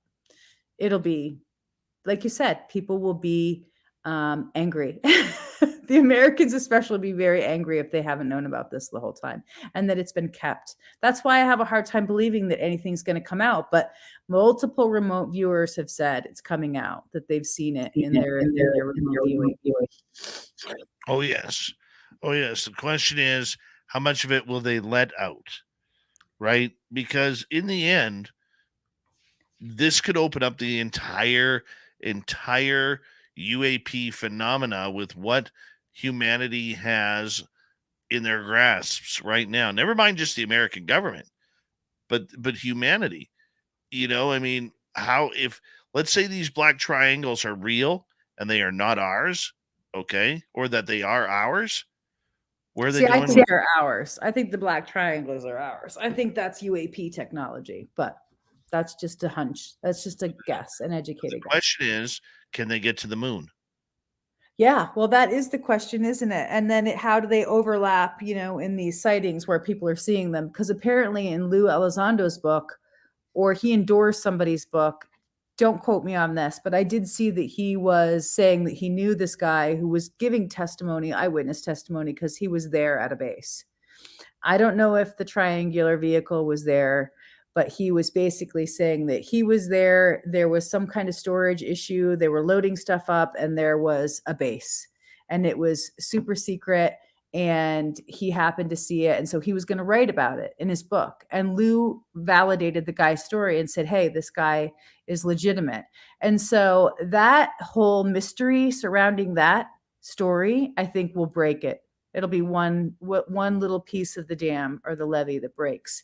There is another story that's coming out about, and Ross Coulthart said in an interview, hey, I've heard this is something to pay attention to. And Ross was kind of laughing in the interview because he felt uncomfortable, obviously, talking about this guy who was picked from a young age in school because of his standard achievement tests or whatever, or his intelligence test. I don't know which test it was actually, but it sounds very similar to Corey Good's story, which everybody always gets on high alert when they hear about stuff like this, because it's very similar to his story. But Ross said this guy is legitimate because people in the know said, don't discount that guy's story. That's something to take seriously. So he was actually saying he was in a secret space program for a certain period of time, but he didn't remember it, but there was documentation of it. So that's another book that's coming out that might validate that story. And so, there's the inklings of it that might come out. It'll be interesting to see if they actually do get to publish their books this year, those two witnesses. It's going to be very, very interesting. And, and the question then becomes, if we are on the moon, are we alone on the moon? Are there aliens on the moon with us as well? So many questions, Courtney. So many questions. And I'm going to say, time. I know, but another amazing UFO report from you tonight, Courtney Marcassani. And, we very much appreciate you bringing the knowledge every couple nights here on Spaced Out Radio. It really is a pleasure. Well, I want to tell you one more thing before we go, because I brought this up to somebody who was reading a new UFO book for the holiday. And he was asking people in the community if they had read the book. I haven't. But one of the things that he brought up was the Phoenix Lights. And we'll have to hold it right We there. need to talk about the Phoenix Lights. We know. We got Mr. Ron Bumblefoot Thal rocking in the background with Little Brother is Watching. Bumblefoot is the official music of Spaced Out Radio, rocking us in and out of every single show. Get your horns up for the guitar god himself. Special thanks to everybody listening in at work, at home, in your cars, wherever you may be. Thank you to everyone in our chat rooms tonight. YouTube, Twitch, LGAP, Facebook, Spreaker, LinkedIn, and the Space Travelers Club right there, hanging on up. I know you're out there somewhere. Remember, this show is copyright by Spaced Out Radio and SOR Media Ventures Limited. Thank you so much for choosing to share your evening with us, because together, my friends, we're watching. We own the night. Mr. Bumblefoot, we need a favor. We need you to take us home.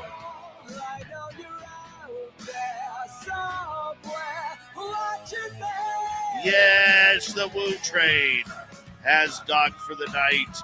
But soon, my friends, we shall ride again. Your seats are always available.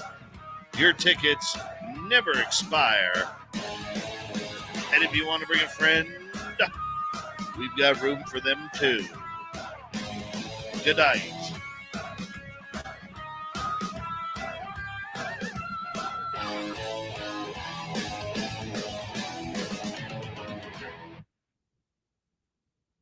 Perfect.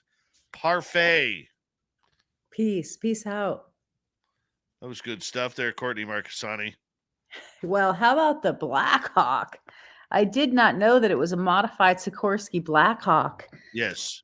You know, one of the things one of my friends said, he worked as an engineer for Sikorsky for a while, and we were talking about this. I think it was probably a year ago. He came up to Alaska to visit, and we were all talking about the Black Hawk. And he said, "Do you know the bottom of the Black Hawk? There's only 4 bolts holding the bottom piece together." And I was like, I did not know that.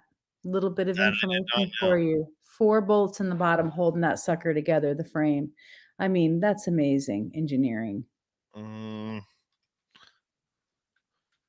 I don't know. They're not going to be making anymore. I know that. I saw the announcement that they're scaling back. So no more Blackhawk. See if we can find a picture of it. Oh, There. the new one, the Bell, the new one that they sent as a prototype, it looks unreal. It definitely looks like a UFO. I mean, some type of weird high-tech UFO. Here's the Not tail. traditional. Here's the tail of the one that was lost. Right here. Oh, wow. Yeah. Look at that. Okay. Yeah. So everything was to make it silent. Right. The Basically, noise reduction. Yes. yeah. So this was the wall. The tail was on the other side. On the inside is the actual compound of the wreckage. Wow, I hadn't seen that. I saw the new one that they're coming out with what they sent in for to win the contract, and it's very sleek. It doesn't look like a modern helicopter at all. It's very different. I'll have to get it for you. Yeah. This is one of those military mysteries. Spend $1 billion and some dollars on building a bunch of helicopters for one reason. Right? Well, it's another part of the UFO mystery too, because these weird helicopters show up around UFOs, and they act like birds and other things, like they fly in formation and they show up around experiencers and their houses. And so there's this big thing about helicopters and them being,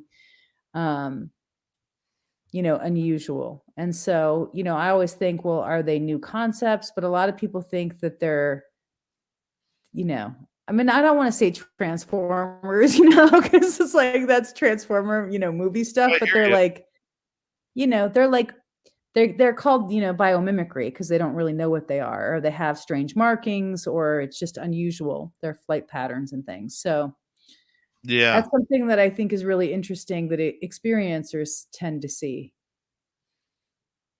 Yeah, here's some composite drawings of what people thought it looked like.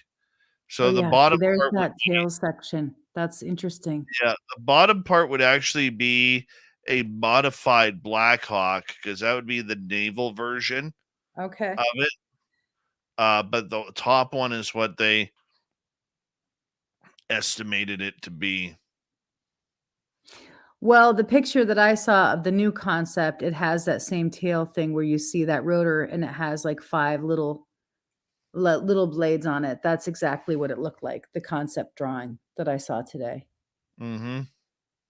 So they were right on about that part. What is this picture? Oh, they've got a little partition set up around it. Is that also from the crash? Looks to be. Huh. Interesting. I'll have to go and look more, because I didn't have a lot of time after I got the note that it was this UH-60 model and it was upgraded with the stealth technology. But you had mentioned it, so I wanted to be a good, person and follow up on it. Yeah. Yeah. That's a lot of good stuff there. Yeah, so it turns out I'm going to be on the East Coast, not necessarily for this Washington thing. We had a family member pass away, so I'm going to be on the East Coast, but I'm definitely going to go to DC for this briefing thing and try to see if I can get meetings. So hopefully I'll have more news to report after the meeting. It's going to be on the 12th, and I've been querying, friends of ours who are going to be hopefully in that area to try to get meetings together. Right. Mm-hmm. Right. Is there Is this just going to be behind closed doors stuff? Nobody's going to be in the meeting. It's only going to be people who have clearance because it's classified. But So somebody like Daniel Sheehan won't be there. I'm trying to figure out if he will be. I've been asking around, so I should hopefully have an answer on that. They're not going to be in the meeting. He won't be in the meeting. The only way he would be in the meeting is if he has a classified clearance. And so I highly doubt it. I don't think. How old is Danny Sheehan now? He's got to be in his 80s. I don't want to say. I mean, I don't know, but I don't want I don't want to estimate. He's still got beautiful hair, though. He's got great hair. And, I've been up close to it twice now because we've been together once before the hearing and we walked together. And again, at the Soul Symposium, we were also together both times before, everybody was in, just us. So I thought that was odd, an odd synchronicity. Right on. Just weird. What did Larry McGuire talk about there? Oh, he was great. He was one of my favorite people who talked at the Soul Symposium. He talked about Canadian law. He talked about the Canadian folks in your parliament and how they don't have clearances. He said that's one of the biggest problems, that they don't have security clearances. Yeah, once you've been voted out of office for 5 years, you lose your security clearance. So he said that one of the things he was working on for a while, this is really interesting, was to try to find out if your science advisor, your main science chief guy, had any knowledge of UAP stuff in Canada. And he said they didn't know for the longest time. And right before the Soul Symposium, he just found out that he did. So that was a breaking thing that he shared. He also said he was representing Canada, so he couldn't talk a lot about certain things that were sensitive because he's an elected official. And so he talked about what he could. He did talk about, I also thought this was really interesting, that Canada has a, like an inner, what did he call it? Like an interagency group that comes down to DC. And they come and do like diplomatic group exchanges with DC folks about commerce and trade and defense. And so he said that he was going to try to do a roundup where he brought certain people, even if it was just his staffers only, to that DC group and the meeting that they have. I forget what he called it. I wrote it down. I'll have to get my notes for you. But it's basically like a intergovernmental diplomatic thing. And so that's the other thing he said he was going to work on in the new year. He was very versed, and all of his staffers. He had like 4 staffers there. I sat right behind him, and they all seemed very eager, to get the information out and to have him be a spokesperson for Canada. So it was pretty cool. I actually really liked him a lot. Larry's a good guy. I mean, he's the kind of guy, it seems like you could go and have a beer with at your local pub or whatever, and that he's going to be, an easy guy to talk with. But he obviously kept his cards like close to the vest. He wasn't going to share a lot, just basically what he felt like he could without getting in trouble by your own government. The concern that I am hearing around the Canadian side of everything is that they have to be a little bit more careful, and that they're getting a little bit too aligned with the United States government regarding this subject. Oh yeah, I could see that. Oh, yeah. I could see why people would be critical of that. For sure. And that is a lot of the concern right now, because there is a lot of this could put, if Canada came out with it, this could put Canada back on the map as a world leader in whatever it may be. And Canada, well, that's the biggest thing, I think that's the biggest thing that people have been saying is one of the impetuses around the US either kicking the can down the road or taking a big step up to be leadership on this issue, because there's competitiveness with other countries that want to be leaders in this space. And that if we don't do it, that somebody else is going to do it. And the US is concerned about that. And so I think that US, obviously through diplomatic stuff, would want to be partners with Canada. They would want to pitch it like, hey, we're together as a North Hemispheric, powerhouse, both our countries. But then why aren't they doing that with Mexico as well? Probably because Mexico doesn't have the technology, okay, and doesn't have a few things going on that way. So, but I'm going to, it's that time of the night where I got to shut this down. All right. And say goodbye. Courtney, I'm going to call you back here and just on my phone in a couple minutes, okay? Yes, and don't let me forget, eventually we have to talk about the bases in Canada. Yes, that I know. Don't let me forget. I said about the Phoenix Lights and the bases in Canada. Don't let me forget those two things for next time. And I will go. I I'll will bid you not. farewell, my friend. I will call you on the phone in about 2 minutes here. Sounds good. All right. And to the rest of you, tomorrow night on the show, it is Samantha Mowat. And Courtney, I want you there for that one. And so Samantha's here. We're going to get into the UFO stuff quite a bit. Thank you tonight to T-Bone, Pam Harris, Time Travel, Amy, and Mennonite Abe for the great super chats. Get your questions ready for Samantha for tomorrow because it's going to be an exotic night of information. We'll talk to you in about 21 hours, my friends. See you then.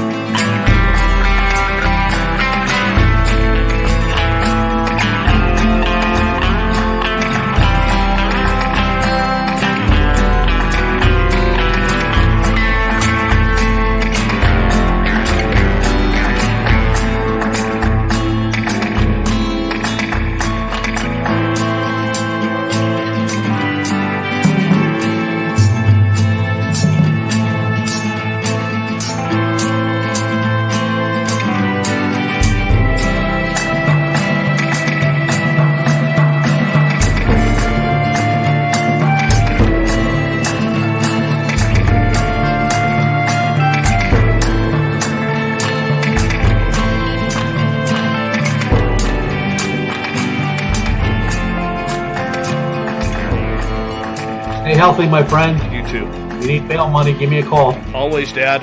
Take care. You too.